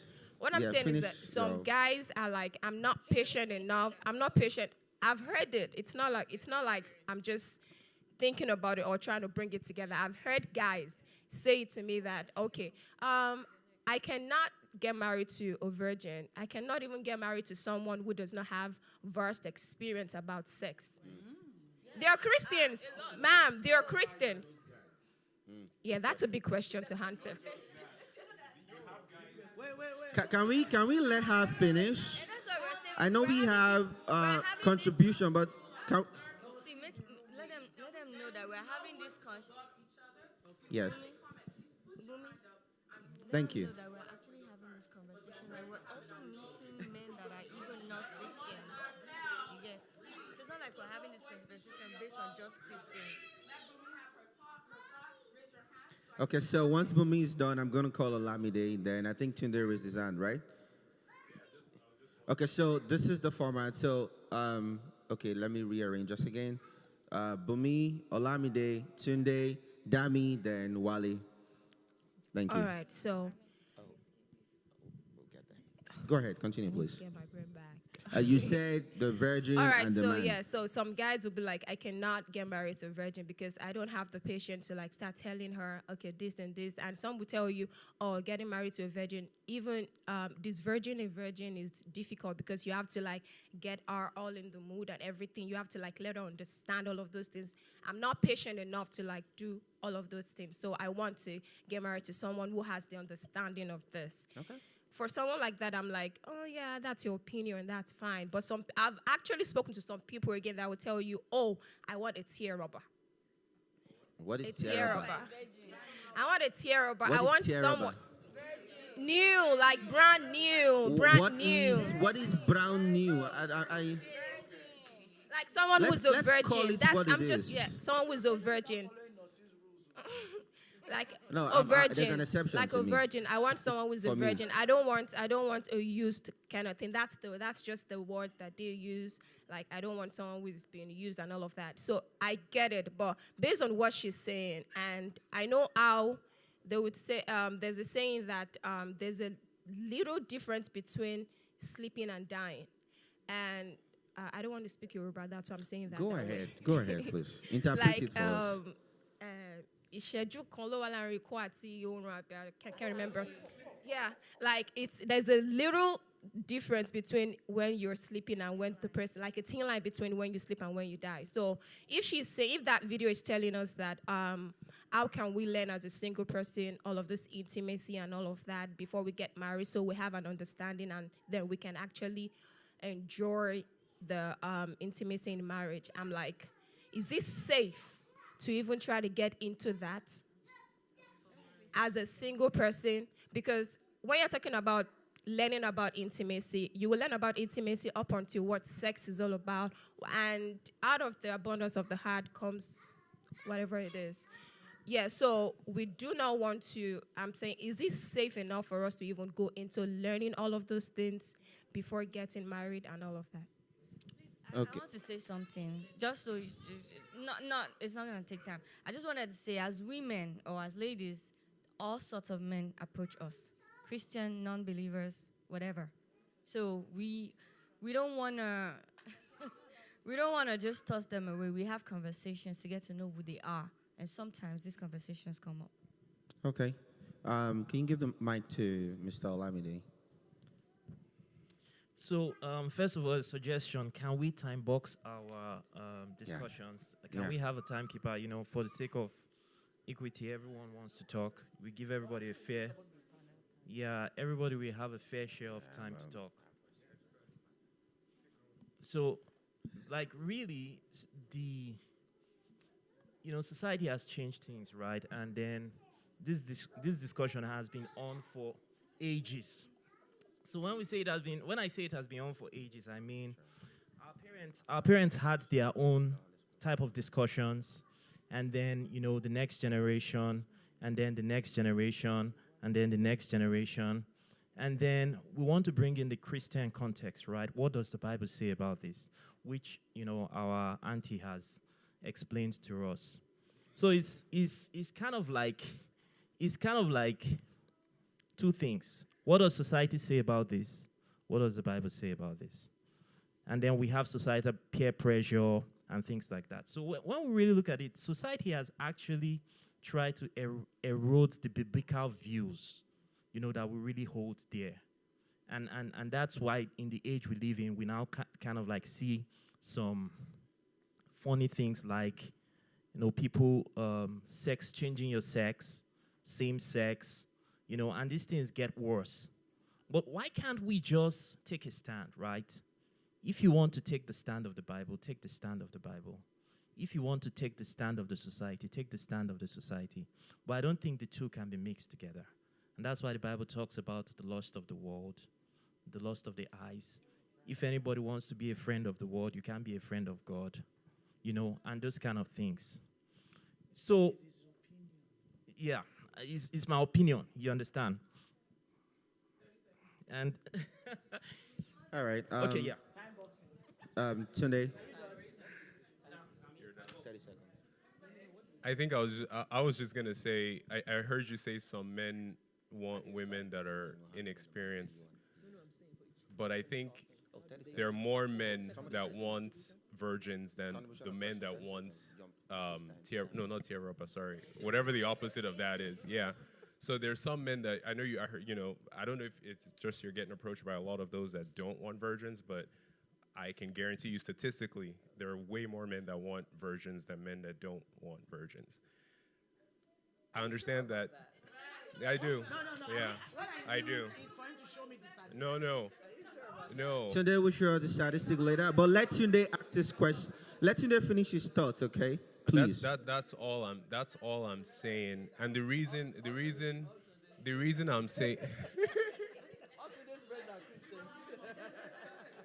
I'm just the other thing I think was I get it, you get approached by men and all these things. It's fine. We also get approached by women too, and they're not necessarily virgins, but what and it may be too simplistic to say, if you want to stand here, stand. If you don't want to stand in Christian, don't stand. It's not that easy. It's nice to say, I think we all want to. It's just not that easy because, yes, you do, but then, and that's my point, and that goes back to what that video was saying is they sort of cage their emotions when they fall, for example, then you then have this view of sex that, oh my God, it's this terrible thing. And then you get into marriage and then you realize, because I've thought of it as this terrible thing because I didn't handle it properly, now it's not quite there. Because I did have a conversation with some other girl who was, talking to me, but we talked about having sex, and I think what she said, 10 seconds. What she had said was, that she has to that just threw my thought off. Sorry, she had to that she was praying. Sorry, it was a girl that was trying to be clean. That she was praying that God should take the sexual desires. I mean, I was like, no, man, I'm not gonna pray for that because I want to use that someday. Like I want to get married, I want to enjoy it, but I think just find a more practical approach. I don't watch certain shows. I don't go to certain places. I don't want to feed. Everybody has that urge, and I don't want to feed mine until the time comes. Because, especially when pornography comes in, it's just this thing that it teaches you all these things that there's not one person that can satisfy all of those things for you. So, and that's what I've heard about it. So, thank you. Wale, are you still asking your question? So I just want to say the video that we watched, she mentioned that as a single person, you get to suppress all of these things. Then when you get married, you don't know what to do with all of these emotions. I want us to also talk about that too, and also to our panelists to also bring more light to that. Because if I'm a single man, how do I explore these things without doing anything bad or going against the word or my belief as a Christian? So what should we do? Okay, so Wale, I'll let Nasi go, then we'll hand over to the panelists to talk to us. Thank you. So I know some people missed the video, but essentially, just to piggyback off Nadu, so it's just asking about things that are suppressed in your singleness, in the part where you and your partner have probably are not in the aspect of marriage, and essentially what are that are aspects as Christians of intimacy within that phrase of a relationship is so suppressed that when we do cross over to the aspect of marriage, that people essentially don't know how to be intimate with each other, including sexually. And so essentially the question we're asking or the conversation we're trying to drive is, what is intimacy in that phase of your life, in that singleness, and not just thinking about intimacy in the aspect of sex, right? Because intimacy is in so many different ways. So I kind of haven't heard anyone give any response in that aspect to that question. What are you all saying is intimacy in that aspect or phase of your life that you think allows you both to be able to create, Yes, I did. I meant the people that are not our panelists. Anyway, you all heard what I said. Yes, I can.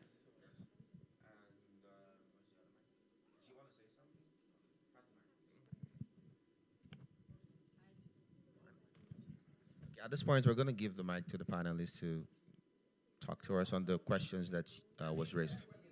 Well, I think that Dr. C is gathering her thoughts. So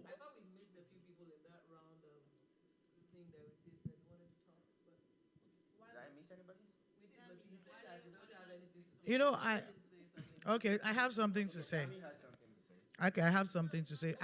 What I got from that video wasn't. It was that because of how we've been raised or how we've been taught, we do see intimacy as a bad thing.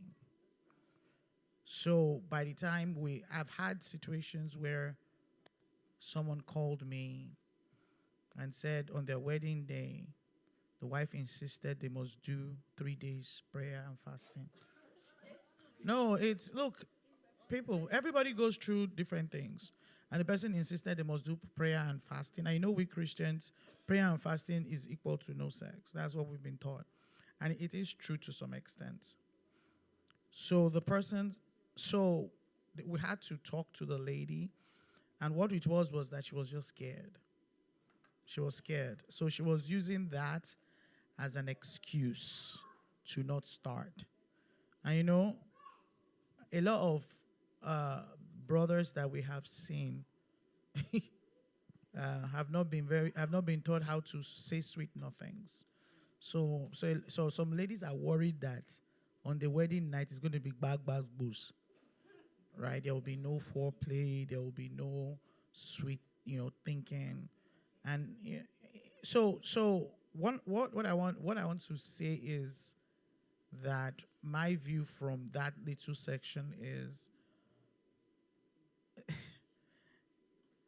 intimacy. Everything God makes is beautiful, including sex, right?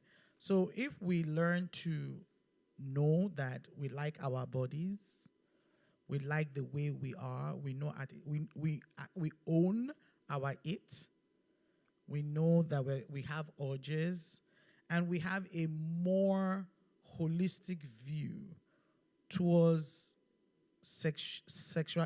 not sexuality, because when I think of sexuality, I think of trans, right? So not sexuality, but if we have a more holistic view towards intimacy, sexual, emotional, then it's easier to go into marriage in a wholesome way. But we all have baggage. Those are things we cannot unpack here. We have baggage that when we go into marriage with all of those things. So I want us to, by the time we leave here, I want us to have a more a more holistic view of sex and sexuality and not put it in a box. I'm going to say something. Sex is good. When done right, when it is done right, and in the right frame of mind, it can be really good. Nobody's going to tell you that in church. They're going to say sex is bad before marriage. Yeah, with a caveat. Yeah. Sex is a sin. These are the things that I heard. So you can't say no to my experiences. These are the things, yeah. These are the things, but they don't clarify like that. No, they just end it there. Sex is a sin. And if you don't pause for a little bit after, you will not hear the caveat, right? So I did grow up thinking sex is bad. And I spent the first about 15 years of my marriage thinking sex is bad. I'm telling you the truth. I'll be married 20 years. I'm telling you the truth. So this video is not fake. This video is real, okay? So I am a worship leader, and I remember for the very first 5 years of my marital life, I thought it was wrong to have sex the night before I led praise and worship. But I was the main praise and worship leader. So I was leading worship almost every week. So it was a lot of elbows, and I was very angry when I was asked to be sexually intimate with my husband. Like, Shebi, we are going to the same church. Are you, this man, are you the one they sent? Do you understand what I'm saying? Because I always thought it was bad. So it caused a lot of friction in my marriage because I could not delineate my teachings from my faith and my responsibilities as a wife. And what it took was self-education. Okay? You have to be committed to educating yourself the same way you go to school to be a nurse or be a teacher. You have to educate yourself in the right school. You can't learn sex from porn. In the right school to explore your sexuality. Because God is a scientist. He made the urge. So don't let anybody tell you that the urge is bad. But God is also the one who made the mind, so the mind can control the urge. So don't let anybody tell you it is impossible, right? So, having said that, if you're going to be a surgeon, you don't start with a colectomy, which means taking out part of the colon, right? You always start with an evaluation. Which part are we even going to cut? Before you even touch the body, you have to have absolute knowledge of anatomy. Which artery do I not want to cut here? So there is theoretical learning about your sexuality that has to happen in a safe environment. I know people who have had sexual relationships without an orgasm. I know women who have never had an orgasm. I have to tell you, you should have an orgasm. It is both the responsibility of your... No. This is a safe space. Yeah. So this is my thought. This is, you should have an orgasm. But if you do not even know that orgasm is part of sex, you will not seek it as a woman. And it is responsible for about 80% of the fights that men and women have. You are shocked? I'm telling you the truth. They don't even know that it exists. Some women do not even know that this exists. So, I think you are pretending to be shocked. You are not pretending to be shocked. I'm surprised. Okay. Okay. So I'm just saying that these are things that you should be aware of. And you don't have to be practicing sex to know those things. But Auntie Emmy, are you saying it sounds like you're encouraging masturbation? No, you are just tipping conversation. No. I'm saying they don't have the knowledge. No, I'm not saying they should be having orgasms. Pastor is not listening. Can somebody please cage? Can somebody cage Pastor? No. I said, if you were listening. No, not everybody knows. I know women that have been married. No.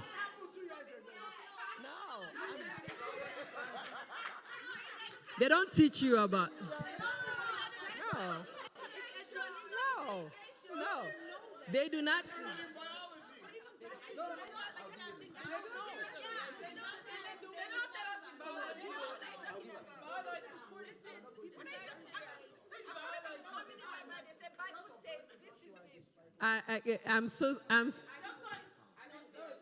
I'm so sorry. Can we come back? Can we come back? If you heard me, I said you should have the knowledge that orgasm has to be part of your sexual experience, and she's fine, and it is good. Okay, a lot of people don't know. They don't know. Men don't know. You guys, you think you know. I'm sorry. You don't know nothing. And because they have not trained us to ask for what we need, because if you are a woman asking for what you need in a sexual identity, where is this one from? She's a little loose. So this is how ignorance is perpetuated. The guy thinks he's hitting it real hard, and you're like, what are you doing? No, right, right. So, having said that, and they teach us to lie too, as women. They say just make sounds, that makes you, So you think you're doing a good job, but you're not. So this is why I'm saying open conversations about your sexuality is where you start learning about sexuality. It is not in the practicing. The practicing is small, 2 minutes. What can you do? Yeah. So it is in open conversations about your sexuality that you start learning. So if a surgeon is going to do a colectomy, they first learn from learning anatomy. So have these conversations. There's very healthy mediums in biblical Christian podcasts, conversations, this kind of safe community conversation. Don't be afraid to say the word. I know we say bass, booze, and stuff, and that's one of my pet peeves. And not because, no, I love you, they do. No, say the word. It's bib. God made it. No, it's sex. No. It's sex. It's sex. Yeah, so be comfortable with saying it. Because the reason why the things the things that we hide from are the things that's how the mind works. The things you're trying to suppress. Tell yourself, don't think about men. Don't think about men. Don't think about men. What are you thinking about? Exactly. So please be open yourself up to conversations about this in a healthy environment. And your practice of intimacy does not start from sex. It starts from the knowledge of how your body works, who you are. Because some people like this, some people like that. You don't know what you like. But know what is available for you. Know what is even a safe sexual practice. It doesn't have to be in porn. There are great podcasts. You can talk to me about them if you are interested, because somebody is running into the wall. I don't want her to run. I don't want her to run into the wall. I'm kidding. I just wanted to mess with you. No, so there is avenues to learn about that. So does that answer your question about how do you start learning about intimacy? Okay. Ivy? So I just wanted to also say something, adding to what Auntie Emi said about intimacy. I do believe that intimacy starts with communication, So like she said, knowing yourself, knowing who you are, knowing what you want and what you don't want, So communication. So intimacy begins, I believe, with communication. So communicating what you like, what you don't like, what you know, what you believe, communication, verbal and non-verbal communication, People need to be able to understand that, and have an open mind to understanding what is this person all about, who is this person, Because I feel like that's the only way, you can build. If somebody is scared, to get intimate, sexually intimate with their partner on their wedding day, I feel like your partner should already have a knowledge that you are anxious about that day, So, which is, coming back to the communication. So if you communicate that, I feel like that solves a lot of issues. Because that's the starting point. You actually have to start from communicating. Before you know how to fix a problem, you need to know what the problem is. So that's what I wanted to add. Thank you. Okay. Is it a question or a comment, Dami? That's a question. All right, we'll still come back to your question. Okay, just hold on, please. We want to go to, we have two other questions that we talked about earlier. So I want to move on to the one that we discussed earlier, which is, are expectations too high? In bracket here, I have the characteristics you're asking from your partner. Are they too much?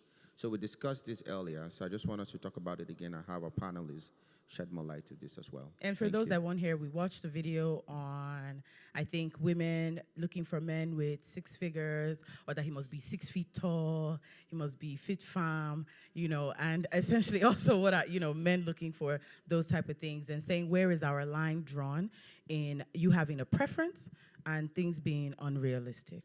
Can you give the mic to PI? I'll give this to Dr. Champion, then we're going to go to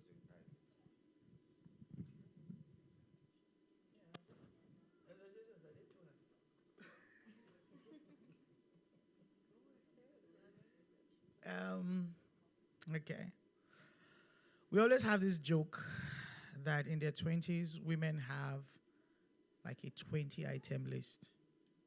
In their 30s, it reduces to like 10.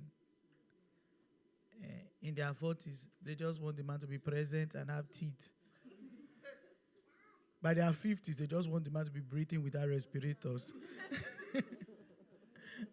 So we say that as you get older, the expectations drop, not because you are becoming, not because you're settling, but because you're becoming wiser. It's because you now know that certain things that you harped on are not that important anymore. Yeah, and I do this exercise with the youths, and I still do it, even if Dr. C doesn't buy it. And I still do it, where I would ask everybody to write down the list, what they want. And, go crazy. Ask everything. If you want him to drive a Bugatti, write it there. Write everything, right? And, but the things you write must be in the three realms of spirit, soul, and body. So you have to put something about his mind or her mind, her intelligence, her intellect, her emotions. Then you must put something about spirit. A lot of people don't like to put the person being a Christian. I was with someone earlier, but my Yems knows, sometime, and you ask the person every time, how do you describe yourself? Say, God-fearing. I'm a God-fearing man. I'm a very, But what is that exactly? What is that? So in unpacking it, I found out that there's a difference between someone saying they are God-fearing and somebody who loves God openly. It's not secret service, right? You don't have to wonder, does he love God? Does he not love God? You're not sure, And then so we'll do, and then physical. Physical was, hey, if you like TDH, tall, dark, and handsome, if you want him to have head, if you want him to be bald, write all those things down. And then we now decrease it to 3. We whittle it down to 3. And of those 3, 1 must be in each section. And I was a proponent of this. I taught many people for years. I taught people who are now long married for years about this thing. And I still believe in it. But what I have learned as I've gotten older is don't hold on to your lists like for dear life. So, should you have expectations? Yes. When you get up and you look at your wardrobe and you are going to the office, what you're looking for is not what you will pick if you're going to church. Those are expectations, right? So, but your expectations, are they realistic? That's why I insist that those 3 things must be in spirit, soul, and body. I found out that in the mind, I always used to say sense of humor, sense of humor, sense of humor. But I found out that sometimes sense of humor hides pain. And that does not cover the fact that the person is dealing with some serious issues that come out and hide under sense of humor. So, should you have expectations? Yeah. Especially the physical. They try and tell us that, oh, brother, sister, if it is a dark man that you are attracted to, put it in your list. Because if not, you will have a man that they will have to be calling you okay every time you have to sleep because you can't stand the person. You can't. You are not attracted. I said to one of my young ones that was dating somebody, and I said, are you attracted to this person? Do you have to find yourself having to hold yourself? And the person said, no. I said, Houston, there's a problem. You are not attracted to the person. It's a problem. It's not going to come up when you get married. Sometimes it does, because women sometimes fall in love through their ears. As the more the person is kind, the person is sweet, the person is doing all those things, your heart starts to melt. I found out that most times for men, it doesn't happen like that. So should you have expectations? Yes. Should you hold on to those expectations for dear life, like you fell off a cliff and you're hanging onto a branch? No. Because if you are able to bring these things to God, He's able to tell you that certain things, you say that English, some expectations are just ridiculous. I want him to have a British accent. What is that? What is that? You might say, but that's my pet peeve. It's okay, and I'm holding on to it. How is British accent going to happen if you have a disease in the future that requires him to look after you? He will speak to the doctor. He will speak very well to the doctor. But how will that translate? How will that translate to the ways in which he looks after you? The ways in which he's kind towards you? The ways in which he's... A lot of young people come to me and say, I don't think religion is important. I don't think it's important. No, don't say, you know. Don't say, Let me tell you, you will know whether you know religion is important when you meet a guy that you really, really like. And he doesn't like Jesus. He does not. And you will make excuses why he's a good fit. You will make excuses for yourself why he's a good fit, unless the Lord has mercy. He buys flowers. He knows when you come home from work how to rub your legs. He knows how to take care of you. He has all those things. And even he will even buy a gift for your pastor. But he doesn't love Jesus. Right? So the struggle is real. I was still involved in something like that 2 months ago. So the struggle is real. You know? So, but should you have expectations? Yes. Because the God that we serve is a good Father. And he likes to give us good gifts. So if you go to him and you ask for those things, there's nothing wrong. It's like a blank check. There's nothing wrong. But know and be confident in him that he is able to give you the best. So when he removes some things from your list and he adds other things. I didn't know about emotional intelligence. I didn't know. Me, I hear EQ. I heard at work, but it's not something that I thought I wanted in my relationship. But it is important. There is nothing that you say. I like my guy to be quiet, not to talk. There'll be days where you'll be trying to get him to talk. He will not talk. You will almost pull out your hair. He won't say a word. So communication is important. So expectations. Should we have expectations? Yes. We already talked earlier in the videos that, I'm so used to children that they can be screaming and I don't even hear. It just continues. And you can be looking for, the person talked about salary. They talked about potential. I was surprised they said don't marry potential. We were taught that you should marry potential. And it's gotten a lot of my friends in trouble. Because today, 17 years after, they are still potentialing. We were taught that you should marry potential. There's no timeline.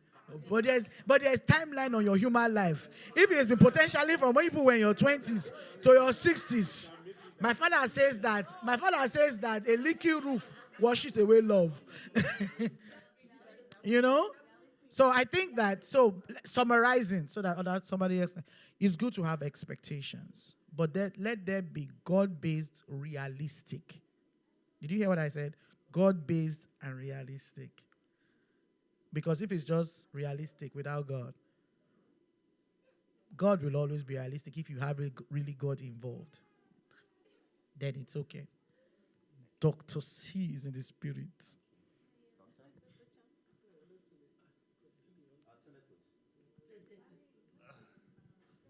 I think I'm a bit more simplistic with these things. Are the expectations too high? Yes, that's what I think it is. If if you have to do, I think doing what PI suggested is a good idea, and I think the reason you need to do that is because they're too high. I don't think that, like she said, should you have expectations? Absolutely, but like when you have like 20 things, I don't know that there's one person that would have all of those 20 things. You do have to compromise at some point, and I think you need to learn what those compromises are early rather than later. So I think that exercise is good. Have realistic things to do. I just think, and if your expectation is 200K, then stick to your guns and make it 200K, but just be aware, is that 200K guy looking for whatever it is you are offering? Is the person you're looking for you? So I want 200K guy. Is the 200K guy looking for you, or is he looking for that? And same thing for the women too. If it's reversed for a woman, if you're making 200K, do you want a guy that's making less, or do you want a guy that's making 500K? So just be realistic with what you're asking, and that's all. So that's what I would say.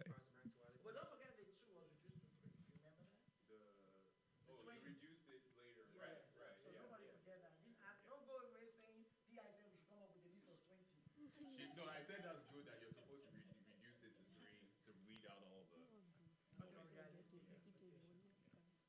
I think one, just to piggyback on what the PI's list, I think one of the funniest things that usually happen, and I don't know if you noticed it, is as the people grew older, what they wrote on their list changed. Some options went lower and some came back up. And I think that tells you a lot about the age you are and what you're looking for. And my thing is, we live in such an internet generation where everything has been heightened beyond what is reasonable. Women's bodies have been photoshopped. Models have done surgeries. There's I think the latest one, one of the Kardashians, they were abusing her because she claimed that she hadn't done any surgery, and people brought before and after pictures of her lips, and she said, oh, it was just fillers. And I'm like, what are fillers? And so I feel like we live in such a generation now where all these expectations has been heightened to such an unreasonable extent that men and women are just out there saying, oh, I need a guy who drives a Lamborghini. If he doesn't drive a Lamborghini, do you know how much a Lamborghini is? And so it's like we need to have expectations, but our expectations should be reasonable. And for the longest, Auntie Yemi and Pia used to tell us that if you are saying sexual intimacy, there are a lot of things that goes into sexual intimacy. Sex is like the most hyped one. How many sexes do you want to have? You will be tired.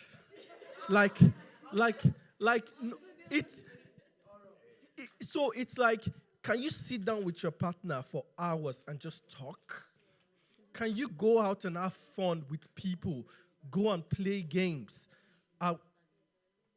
Go and do other things. Go and explore. Travel together. Can you do all those things without?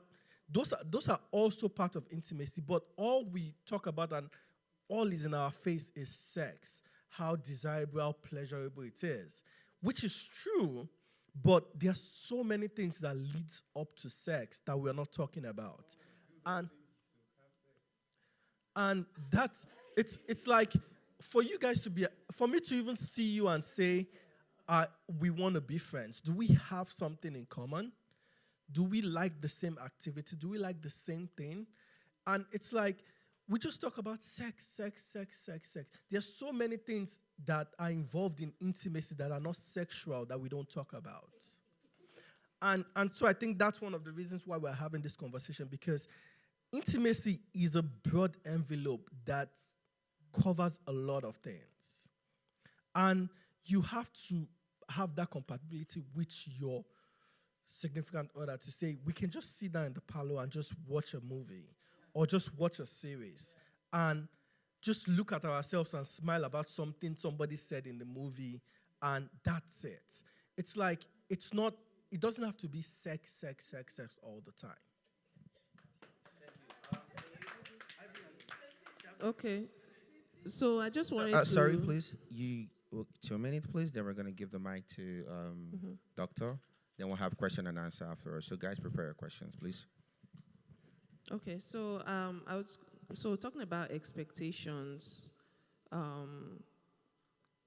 Most of the youths today, have unrealistic expectations, which we've already established, because I feel like most of the youths today, they just look at, elaborate weddings, people are spending, just the beautiful wedding, they don't think about what is going to go on in the marriage, so they don't plan for that, and it's so sad because, you talk about, you don't actually talk about, what you want in your marriage until when you are there. When somebody now says, oh, will you marry me? And then that's when you now start thinking about marriage, And sometimes, too, having unrealistic expectations. So I was actually writing some things down so I don't forget my train of thought. So they have, so I feel like a lot of things have to be unlearned, in the youth today, which is why we are having this, discussion, which is why we should have more of this, because relationship is such a broad topic that, we can't finish, everything if we were to actually dissect and, really go into, a deep discussion. So I feel like, first of all, a lot of things need to be unlearned so that we can now learn what is actually important, what is needed for a marriage to survive and thrive. So just going to end there. Thank you. Doctor?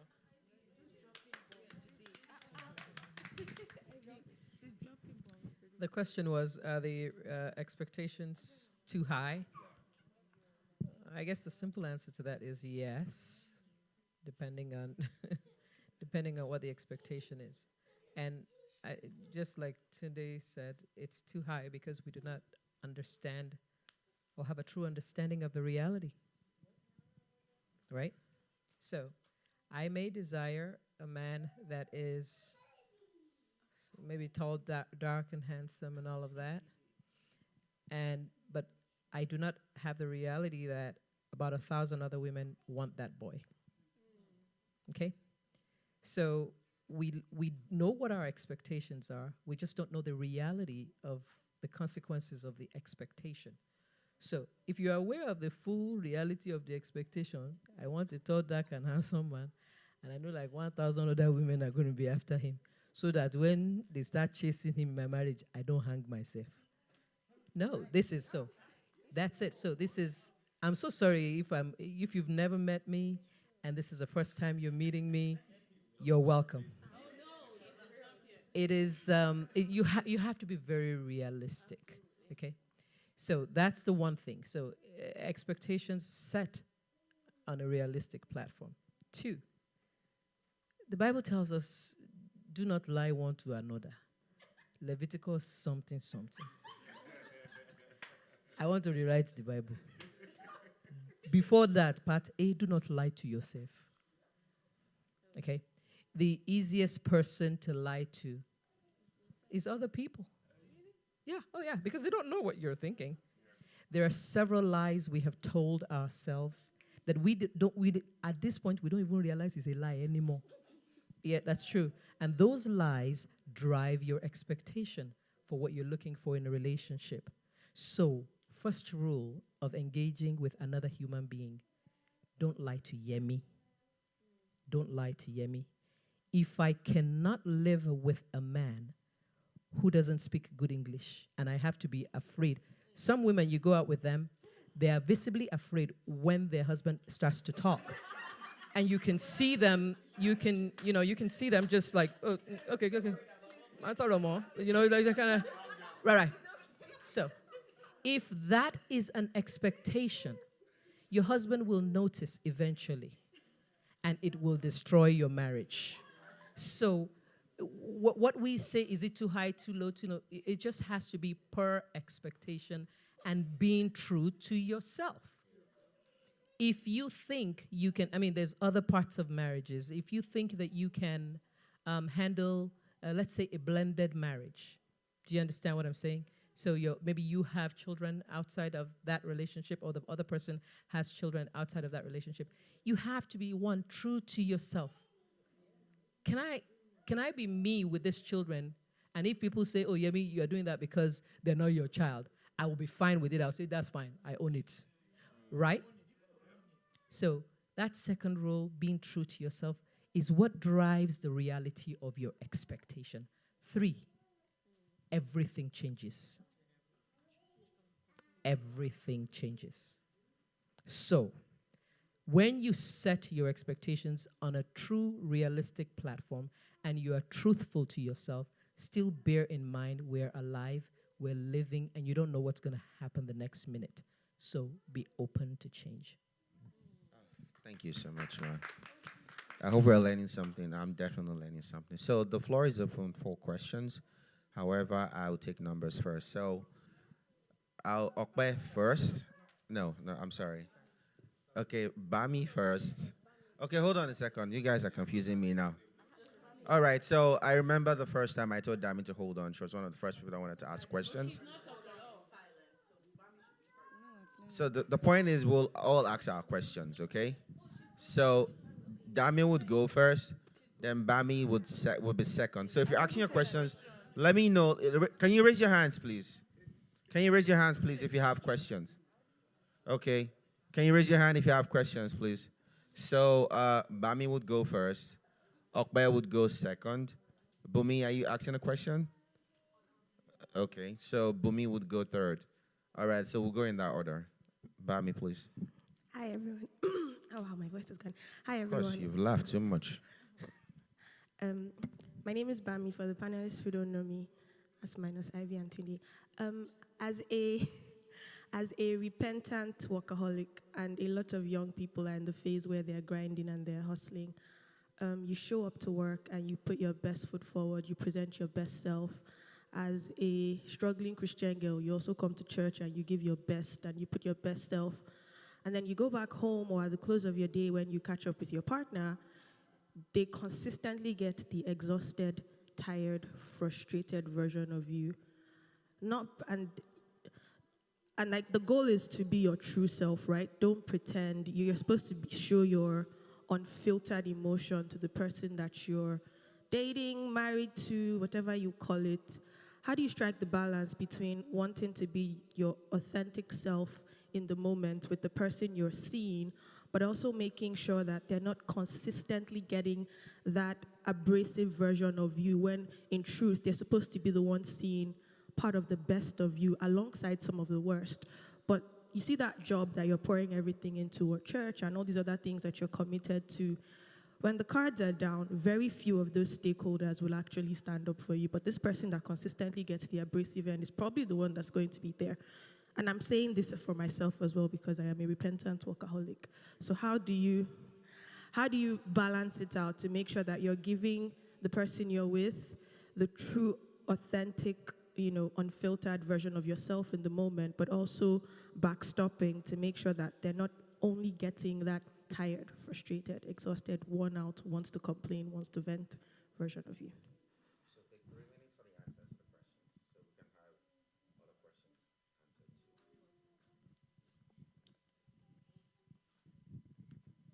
too. I think I might have shared this in the Yazim fellowship before. I think my word for this year has been intentionality, being intentional about it.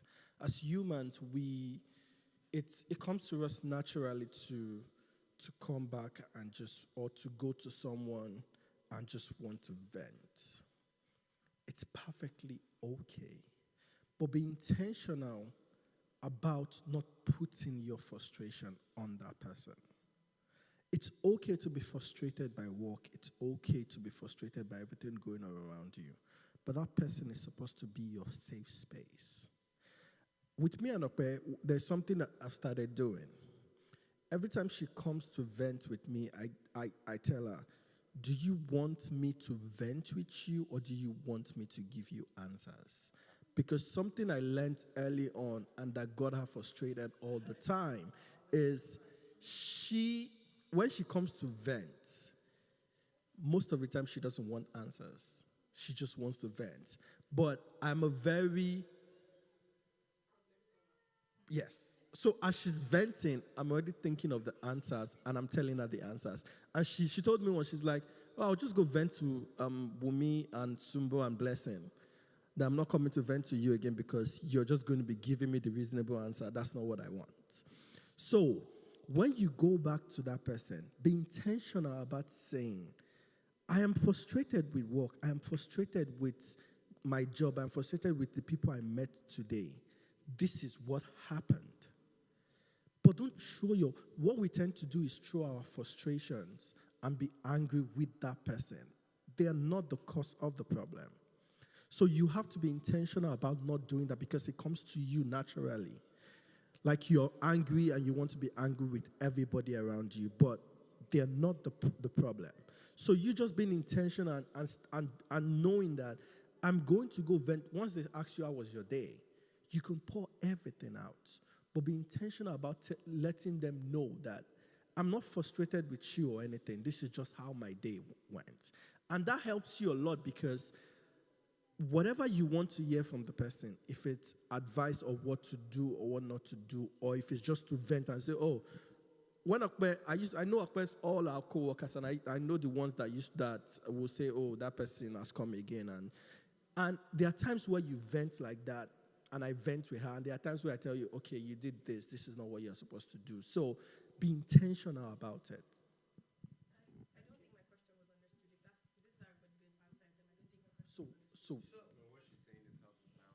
So let me take it from there, right? Because I struggled recently with that. I am a recovering workaholic, and I am pulled in so many different directions.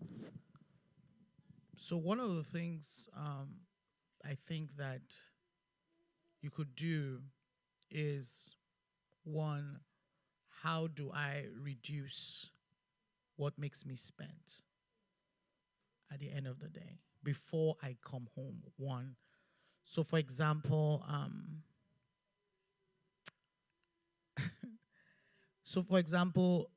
if you close like 30 minutes before your close of business, like 5 o'clock, and decompress before you go home, it's a practical example of what you could do. Don't fix meetings after a certain time in the afternoon because those are power drainers. And so you do those practical things, reduce what you don't have to do, even if it's church. In certain things you have to look at, do I do this thing well? Does it give me joy? Can somebody else do it? So you practice all those things. And then when it now comes to going home, there's a fine balance between this person is my safe space and making that safe space toxic, right? So you want to, at times, be able to let it go. And that's where friends and therapy comes in. I asked somebody, why do you need to go to therapy? He said, to give my friends a break. That's what the person said, So there are ways in which you can diffuse the fuse before it explodes. There are practical things you can do at work. There are practical decisions you can make in church to reduce the load on you. Because you're a recovering workaholic, that means there's a tendency to not drop the work, even when it's time to drop it. So you might take it home with you. So those are practical ways in which you could step. But realize that sometimes, though, this is your safe space. You just can't, you have to let it out. But don't do it all the time because you end up injuring that person, right? So when you feel like you need to and you think, okay, my being intentional is I'm going to call up a friend. This woman can talk to me for 3 hours. So I blow off steam. Sometimes just go to the movies by yourself before you come home, so that by the time you come home, you're in a better place, you know? And then I'm going to say something that is not popular. If you know how to pray in tongues, it works. It's like magic. You pray, you just sit down and in one place and you pray in tongues for like 30 minutes blasting. Maybe you are remembering that nasty lady that your reports, she didn't get it, and you're doing it. It works, right? It works. But more than anything else, allow yourself grace. You're just human. You're just human. Part of what my problem was I held myself to standards that nobody held me to. So those things put me under more pressure because I needed to achieve certain things. So those are some of the practical things I can think of that you can do. Does that answer some of the question? Okay. So, do you want to chip in or do we go to the next question? All right, you're good?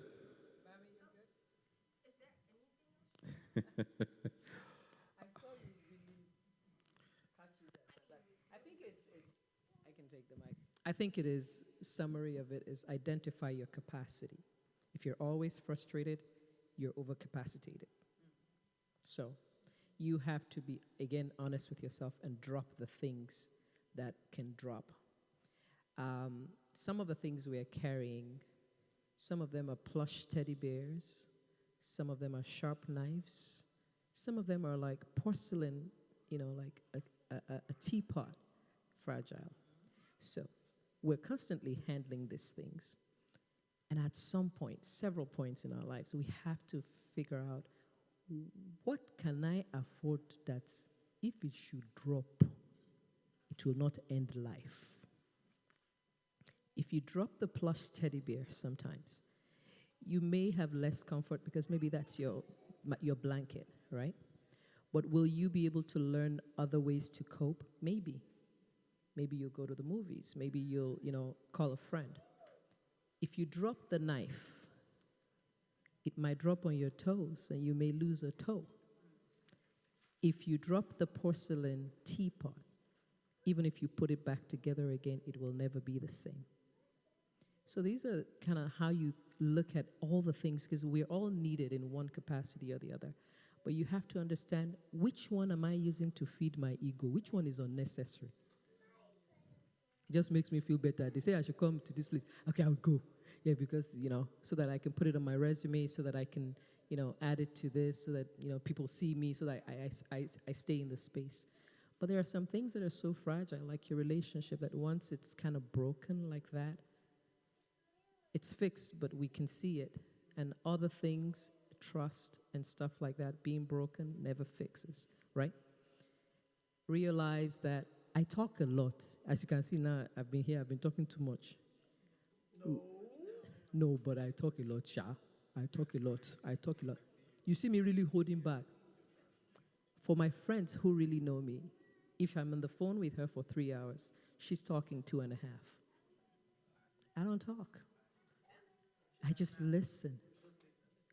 And a lot of your partners also want that. Men especially want that. They like to talk. We think men don't like to talk, but they like to talk. If you get it, when you give them a space, when you give them a space. So as much as you want him to be your safe space, he also wants you to be your safe space. So everybody in life should learn to talk less. It's a good way to. I had to learn not to talk. I'm a natural talkative. So the space I've gotten, and I continue my training, I have something I want to say, and I have a little bright ideas that I think is bright, at least inside my head is illuminous. But I just keep quiet. I let other people talk more. You get smarter that way too. You learn more ways to cope, so. Thank you, Doctor. Okpai, please. No, we're not going to change it. I'm still going to talk 2.5 hours. It's okay, no. Bumi, go ahead. She wants you to go. Can you pass it back to her, please?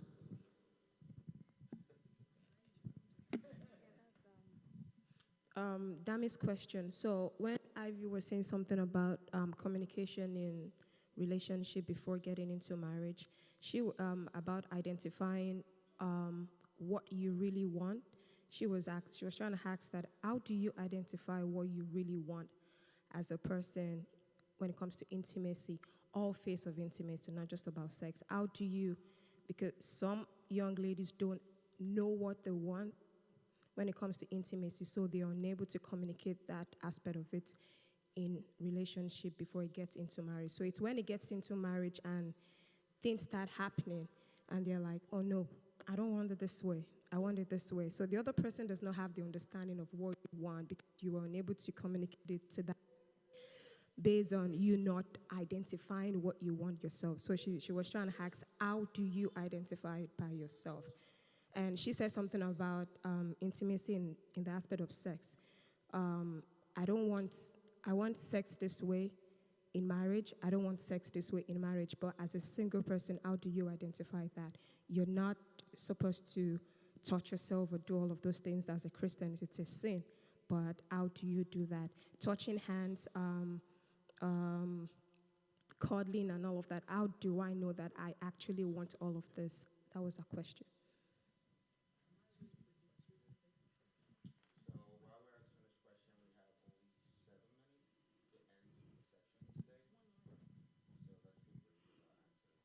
Um, I think for me, when I think about like digging within yourself and, being married and kind of thinking, what is it that sometimes I like my husband to do, or how do I know that? I think a part of that was discovering like my love languages and the way I like things to be given to me. And I think the important thing about love languages in general is it's not just a relationship thing. It's in your friendships, it's in your workplace, and how you like appreciation. So I think just looking outside of your relationship and your partnership, how do you enjoy being appreciated? What are those things you like? And I think that's a beginning place to kind of discover what within yourself do you like to receive. And when you know in what ways you like to receive, you can at least have that beginning place to your partner and share that. And I think at least one of the fun things about partnership is discovering each other on a day-to-day basis, right? You're changing, your partner's changing, you're always learning each other. But I think being open and wanting to have that constant learning of each other and wanting to be in that space, it will kind of work itself out. Then on the other question, I think you asked about was it intimacy, right? Or what was the question? You said something second.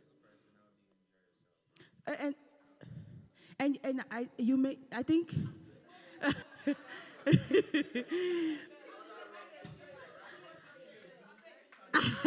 I think I think you may not be necessarily able to identify those specific things, right, in your singleness, like, oh, I like to be touched this way, I like to not be touched this way. But the thing is, when you allow yourself to freely have that, to be comfortable in that thought, you can be comfortable in it with your partner, and then you guys can be free with each other. I think, that earlier when we were talking about it, we touched upon the different ways of, men knowing orgasms and all this other things. I think you have to be comfortable to have those conversations to know how to discover how is that going to happen? So it's the same way in you guys are learning how to have it. Even if you know beforehand, you still have to maybe teach this person, so there's still going to be some learning and some teaching that's going to happen in your partnership. You just have to allow your partner to feel comfortable to do that with you. And I think a beginning place is being comfortable with yourself, as we previously said before. Yeah, she mentioned that. Yes. Yeah, she mentioned that. Because she already said like most of what I was going to actually say too. Yeah, in the context of marriage. I mean, when you're single, you don't know what you like and what you don't like sexually. But when you get married, that is a place of you're exploring what you like and what you don't like. And you should be comfortable enough, for you to have chosen this person to be your partner, to be your forever. you should be comfortable to say, oh, okay, this is what and again, today you might like one thing, tomorrow you don't want that to be done. You want something different. So it should be a ground of, you're exploring and you're comfortable. Your partner also understands, has the patience to understand that, oh, I don't like this, let me use the word husband or wife. No, it's Nedu. I was looking at him.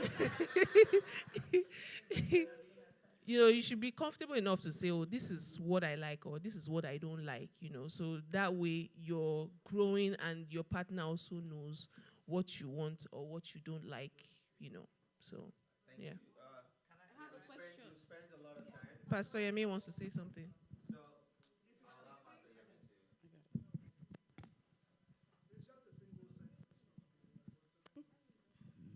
If you can think of the Bible passage that says, and they were naked and not ashamed, there is nothing you can do within the ambits of marriage. And that's key.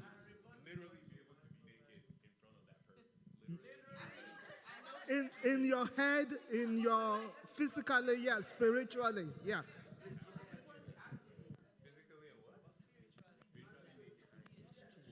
And if you aren't, then there's some deeper things. I want to say something. I want to give everybody here an assignment when you go home. Yeah, and the assignment is, do you like yourself? And I know it's an assignment, that's all. Go home, think about it.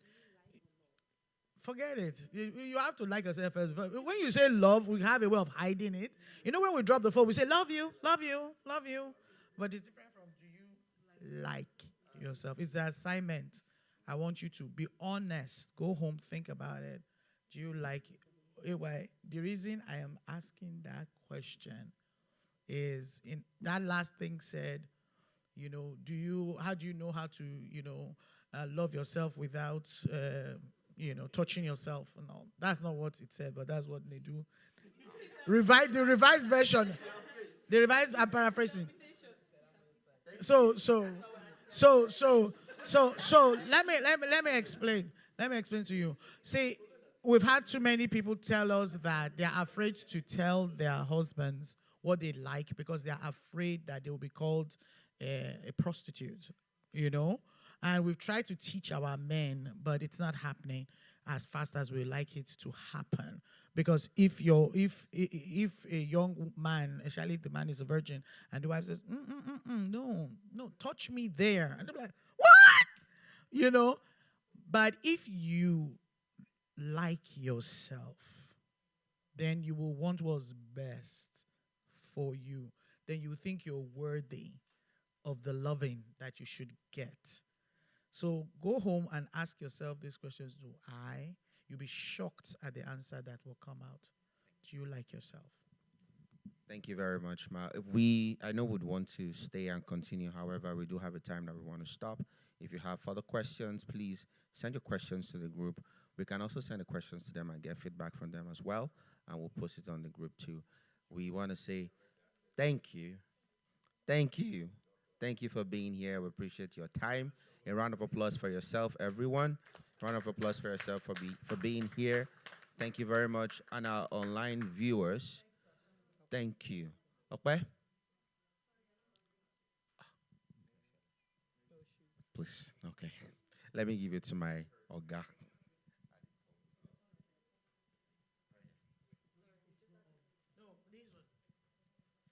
Thank you so much for coming. We just have they worked on this, so I cannot say we cannot do it. So we just wanted to have a brief conversation, maybe like 10 minutes, about premarital class in Jesus' house. So like, what are the things that is required, as Pastor has said at the beginning of the year, that this year will be our year of marriages, and we are keen into it in Jesus' name. So the requirement for you to be able to get married in Jesus' house, I think, is also for Redeemed Christian Church of God. Just move to the next. So if you're intending to get married in Jesus' house, you must first ensure that you contact so you have to tell the church office, and that telling the church office means that you have to tell them 6 months ahead. So not like you're getting married in 2 months and you're calling the church office, because you have to go through a series of, I have it on my head. You have to go through the series of premarital classes, and that premarital class has to be scheduled. And you have to also make sure that your date, interested in reviewing, accepted, the couple will be contacted to attend. So yeah, the informational section. Then you also have to make sure that your date for getting married does not collide with any activities in Jesus' house. So we have the calendar up on the website. And if you can go on the calendar and see like if there's any major activities in Jesus' house that will be happening. You can pick those days, because that means Pastor Bayo will not be able to officiate. If you love to use Pastor Bayo, that's the most important thing. If you love to use Pastor Bayo as the officiating minister for your wedding, and if you love to use the church for the ceremony, make sure that the date is not colliding with any major activity 6 months ahead. And I also know that Jesus House also go through, you have to show your wedding gown. I know a lot of people are afraid of that, but you have to show your wedding gown because it has to be approved. I know some people wear soup.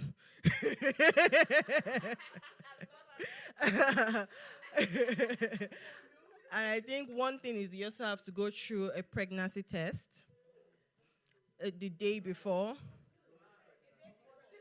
Yeah, and it has to be someone that Jesus House they will send you to Jesus House doctor too, and they say it's blood pregnant, and I think it's a day before the wedding or 2 days before the wedding. If you are pregnant, they cannot wed you.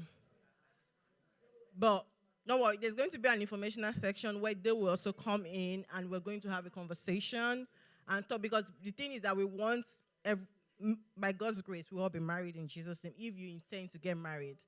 But we love if Pastor Bayo will also be the officiating minister for you. So we also want you to be able to follow this guideline so that Pastor Bayo will be able to wed you. If you have any question, just come and meet me, and I would be able to answer. If I can't, I will direct you to the right person to answer those questions.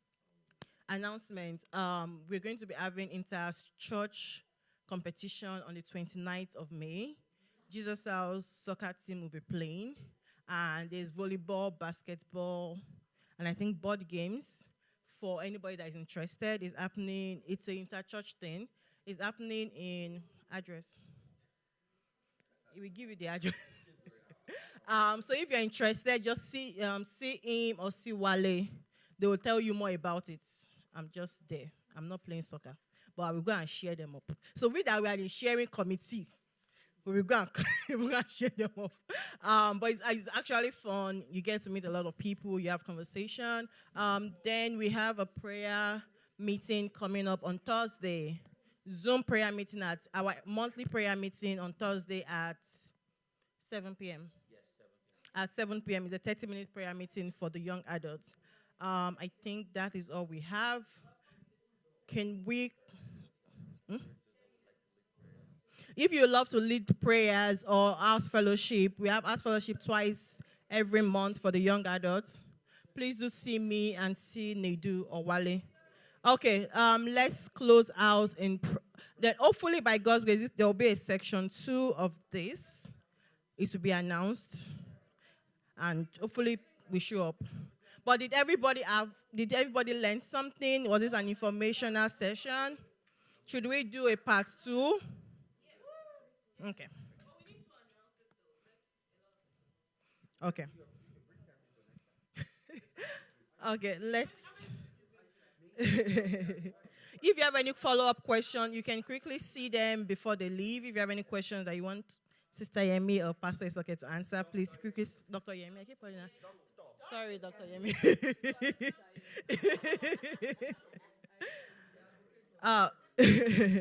Father, Lord, can we up close our eyes as we pray? Daddy, we thank you, we worship you, we exalt your name. We thank you for today's section. Daddy, we know that we did not come here in vain. We know that everything we learn will be applicable to our lives in the name of Jesus, oh God. And everybody that's in a relationship or that is going through something in their relationship and they are not sure yet. That we ask that you direct their paths in the name of Jesus, oh God. And even people that are looking forward to get married very soon, that we know that you will find the right person for them, oh God, and they will also be the right person in the name of Jesus, oh God. That you give them the wisdom that is needed, oh God, for them to be in the right relationship in the name of Jesus, oh God. And if any question or any doubt comes up, oh God, Daddy, I pray that you are our Father. You know what is burning in our heart. Daddy, I pray that you will visit each and every one of them in the name of Jesus, oh God. Nothing, oh God. We will have good marriages in the name of Jesus. A long-lasting marriages, 20 years, 50 years in the name of Jesus, oh God. Daddy, there will not be divorce among us in the name of Jesus, oh God. Daddy, we thank you because we know that you will give us the right person for us in the name of Jesus, oh God. And the wisdom for us to be able to solve those issues as they come up, oh God. That it could only be you. So we're asking that you will even solve the problem before it happens in the name of Jesus, oh God. Daddy, we thank you, we exalt your name. In Jesus' name we've prayed. Amen. Thank you. There is food if you've not gotten food.